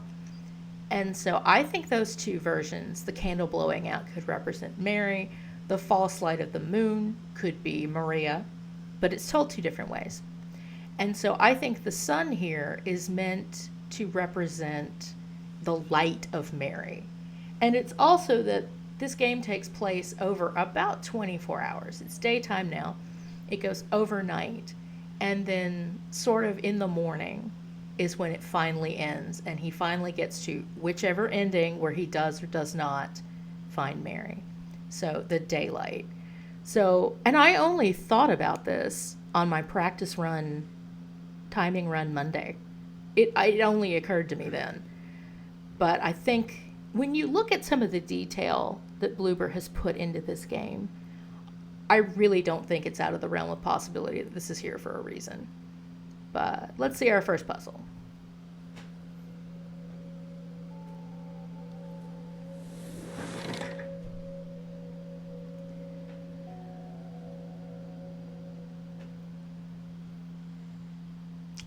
Okay. Okay, we're going to pick up the broken record. Okay. So now we have to go to a, well, let's go see, I think there's a note on the table that tells us where we're supposed to go. I keep forgetting to look for things because I've played this before, I already know. Okay, this is regarding this janitor character. I don't know what got into him. He just started smashing the thing. Had to throw him out. He ran off, cried he'd fix everything. I gathered up what I could, still haven't found one of the buttons. Half the record is still lodged inside, but the other part's missing. Figured he must have taken it. Come to think of it, he did run towards Groovy. Anyway, maybe go check up on him, see if he's all right. He lives over at Saul, by the pharmacy, apartment 9. Okay, so this note is telling us we're going to have to look at our map. He's going to write it down for us. Thank you. We're going to need to go to Saul Street Apartments. There, down at the bottom. And because it said go check on him. Okay, and then we're going to go north on Neely Street. We're going to go all the way up to Groovy Music. And we're going to get our ass kicked by a couple of lying figures. Big fun. Okay. So I am going to take a break because I've been going for a while now, but I wanted to get us to our first puzzle. Okay. And so let's have a save. Here we go. Sorry, I keep bumping you into things. I thought we were better than this. Okay. Here we go. Turn it around. All right, here we go. I wanted us to see our first objective, right? Each area, I'll call it a level, each area really has one major puzzle that involves a series of either smaller puzzles or fetch quests. And so this is our big one for South Vale. And once we solve it, we're going to go on to Woodside Apartments. So that's what I would like the second video to be, to go through all of that and get to the next area. And I wanted to stop here for that. Hopefully I will be a little less amped up and nervous about the next one. So let's stop here I need to let my laptop take a nap and cool down a little bit.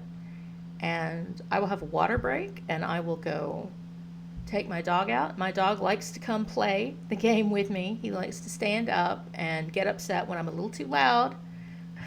When I get upset at the monsters, I need to go check on him. But thank y'all so much for sticking around with me if you've watched this far. I hope that this has been entertaining, fun, informative to listen to. And after a break, I will be back to record some more. Thank you. Hey guys, it's me. I'm back. I have some corrections and additions. By the time you're hearing this, I will have a link in the video description to sort of a hub page I'm going to do on my Tumblr, and it'll also be on my Patreon, where you can see a list, an ever-growing list of the write-ups in the video post. So I'll be directing you to that as a stable link. But I have had about a week now to kind of go through, timestamp every couple of minutes, new Silent Hill facts, and I have added a few things that I've figured out since then. I also had some corrections I want to make. Because the thing is, I'm new here. I only got interested in this like 4 months ago. I am not saying I am an expert, I am a know-it-all. When I go into writing something, like when I was writing about perfume a couple of years back, I would go into it not necessarily knowing the entire history of perfume, but I would have a question like, what is white musk? What does that mean? And I would research the answer, and then I would bring it back to everyone else and say, this is really cool. Come look at what I found out. And that is kind of the spirit that this commentary is in. It's not that I'm an expert by any means. It's that I figured out a bunch of cool stuff. I researched, I learned a bunch of cool stuff that other people figured out. Let's credit them in these, in these write-ups and verbally on the audio when I can. And I hate being wrong about things. Not in the sense that I'll argue that I'm right, in the sense that I don't want to spread incorrect information. I hate it. And so when I realize I've done it, I will come back and tell you, hey. So I would rather tack this on to the end of the original video than post it separately. If you've been patient enough to hang out with me this long, you'll hear it, and that's great. If you bailed the moment I said Lilith was a biblical figure, and you said, what the fuck is she talking about? And you left, you won't hear this, and that's a shame, and I'm sorry. That was immediately one of the things I did, because I had to obviously go back and rewatch the video to do timestamps. And I'm the one who went, Lilith's not in the Bible. What the fuck are you talking about? I told you I was really nervous. Adam and Eve are in the Bible, obviously.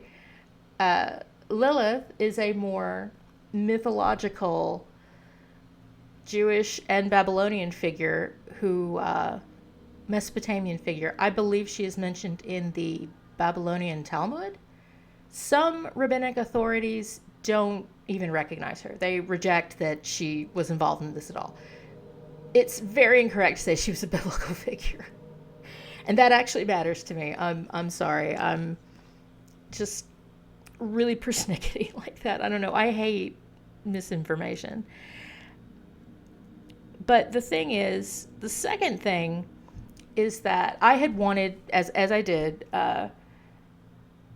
credit this Redditor's theory that Extra Gloria on Reddit, that the drawing of Lilith in the bathroom stall is copied by the developers from an actual parchment amulet.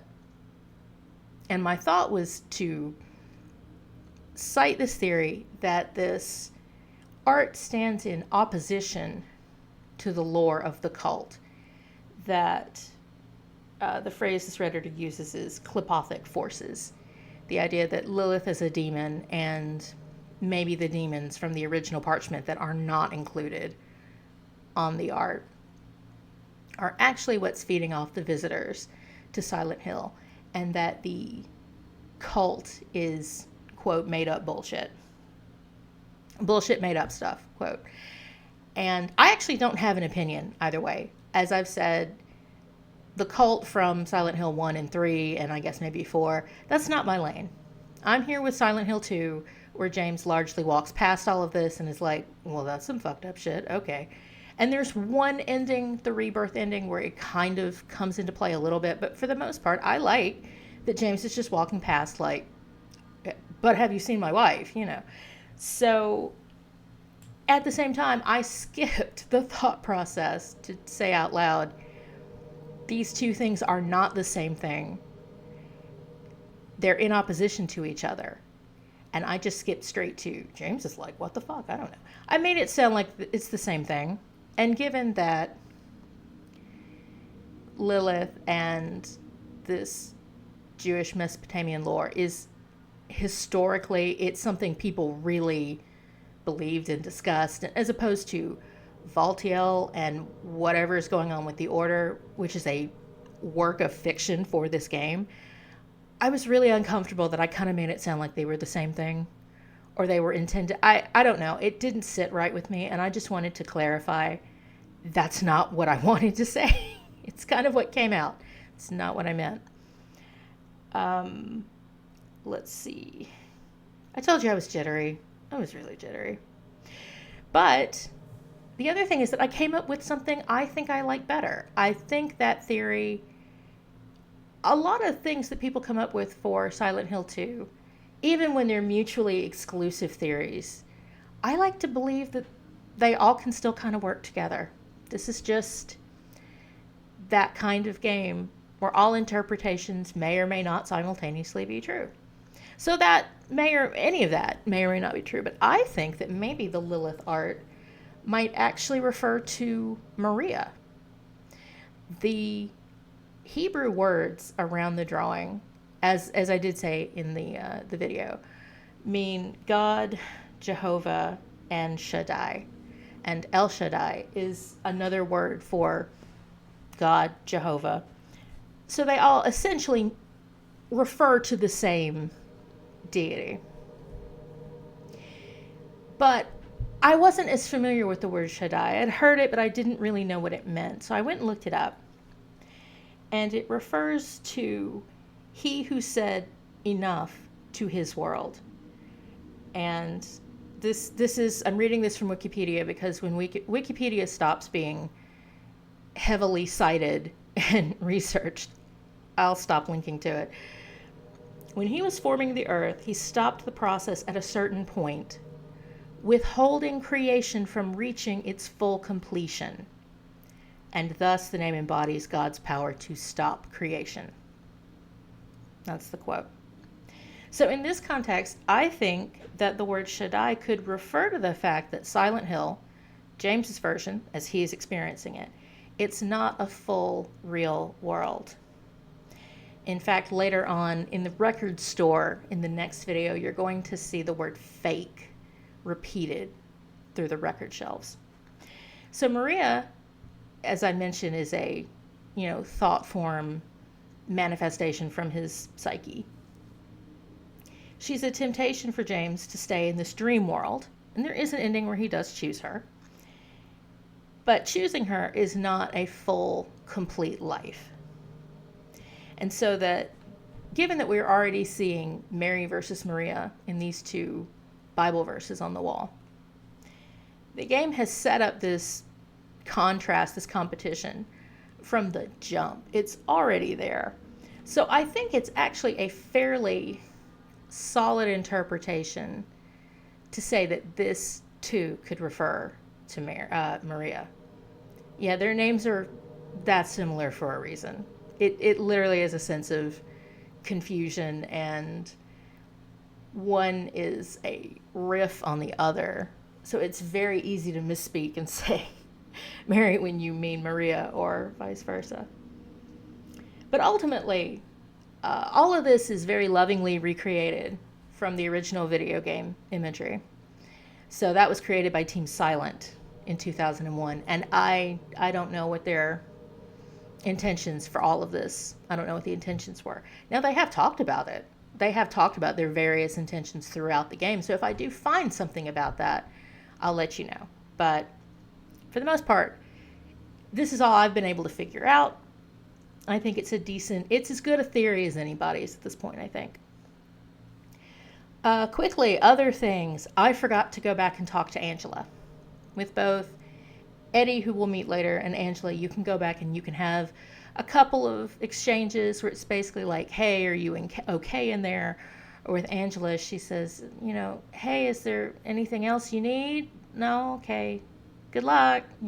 And I wish, just for completion's sake, I had gone back and talked to her. But that is the gist of the exchange there. Instead, I went to the church and then promptly said, I don't know what this is. And in the course of doing this write-up, I made myself stop and think, if you don't know, you know somebody does. This is probably from the original game too. Or somebody has pulled out the files, data mined it, Somebody on Reddit has already figured this out. Stop being lazy and go Google it. So I did. The carving on the church door says, Romans 3:23, for all have sinned and fall short of God's glory. And if you look very closely, you can read all have sinned fairly decently on it. I have a blown up screenshot from my gameplay that's on my write-up if we look at that link in the description. And that's an interesting hint that both James and Angela, there in the cemetery, at that point we have no reason to think either of them have done anything wrong. But this secretive, tucked away little message is basically saying, no, all have sinned, and that would include them. I then started walking down the road talking about one of my favorite pet topics, the liminal, and promptly got distracted by the fucking chainsaw and did not finish any of that at all. I had a whole essay's worth of things I could have said about liminality and said none of them. So what I'm going to do is actually do a separate little video where I walk us down the road again, and James doesn't get to play with the chainsaw this time. I'm not going to save it. We're just going to walk down the road, and I'm going to discuss what I mean by the liminal. Because I love the internet aesthetic of the liminal and the backrooms and what people think that means. But it actually means a lot more than just abandoned buildings and, that kind of thing. It means a lot more than that. And I would really like to walk us through that. And I think it'll be fun. So I am going to separate that out. And we're going to do that. I went back and rewatched some of the videos on a playlist I'm going to make available to y'all. It's my research. And looking more into the cult stuff, the order, apparently the red and white flowers that are mentioned.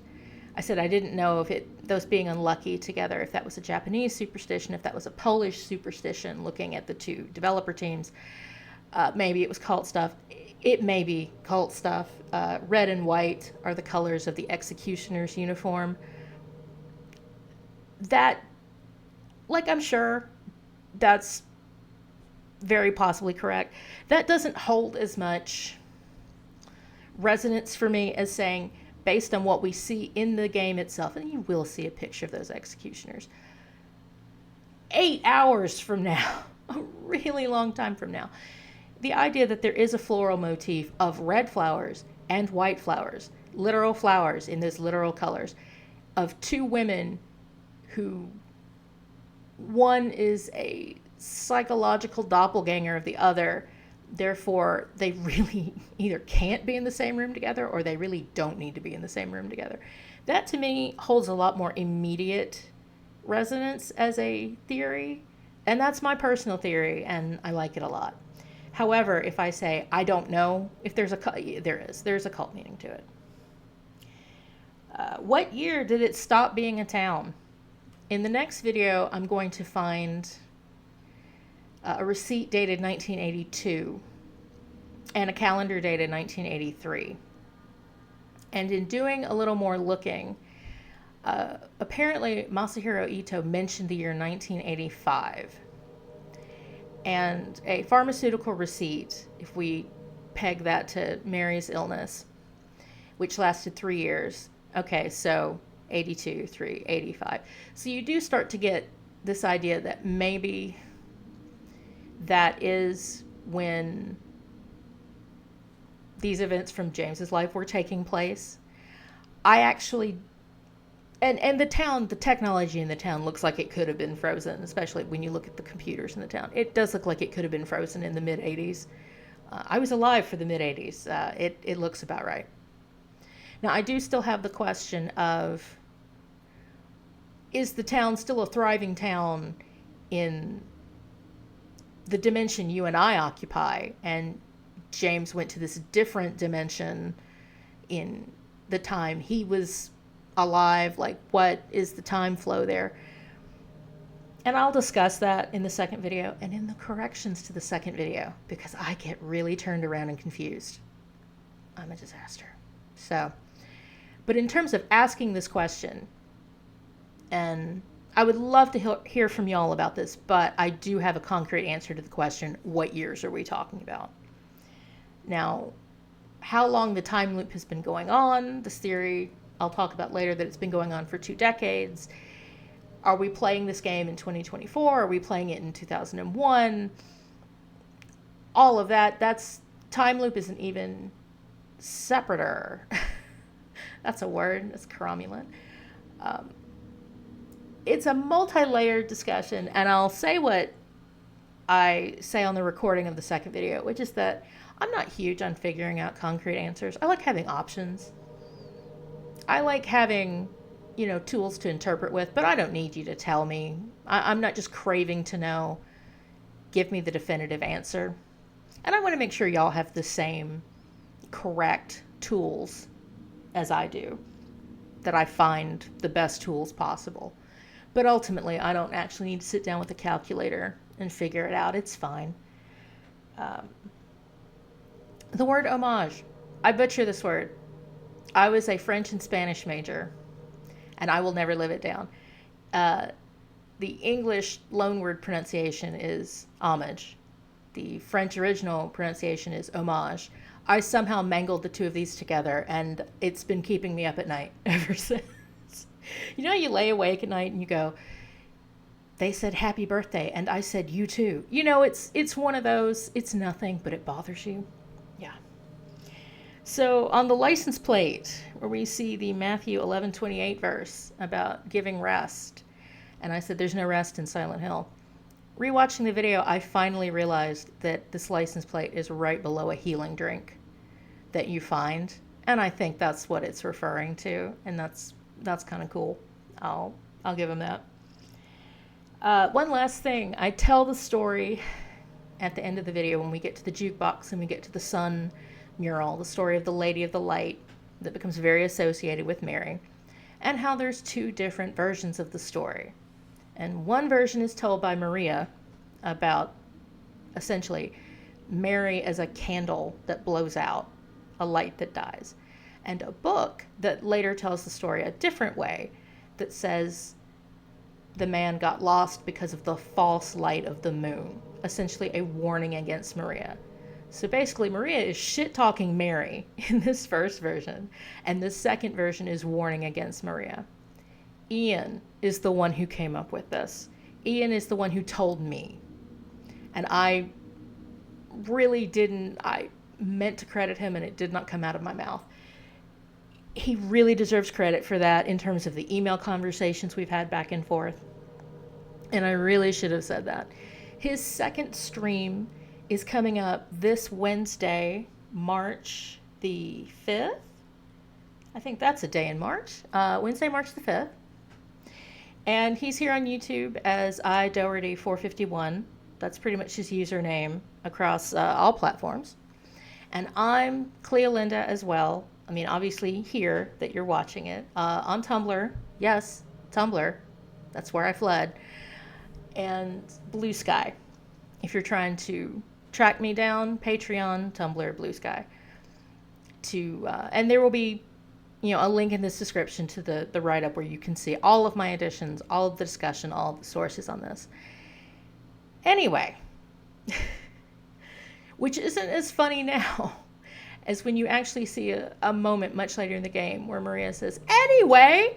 So, um, anytime I say anyway, I think of that and start laughing, whether anybody else gets me or not. Anyway, thank you for putting up with me. And I hope we can figure out a lot of really interesting things about this game. Like I said, I believe in multiple interpretations, believing 6 impossible things before breakfast. You can disagree with me, and I still might say, I like your theory too. I believe in both of our theories now. They aren't possible together. I still believe in them. I don't care. That's really cool.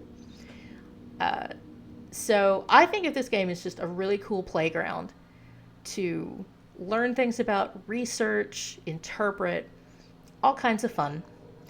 So I have my second video recorded. We'll get this one up first, then we'll get that one, and that will be soon. See you then.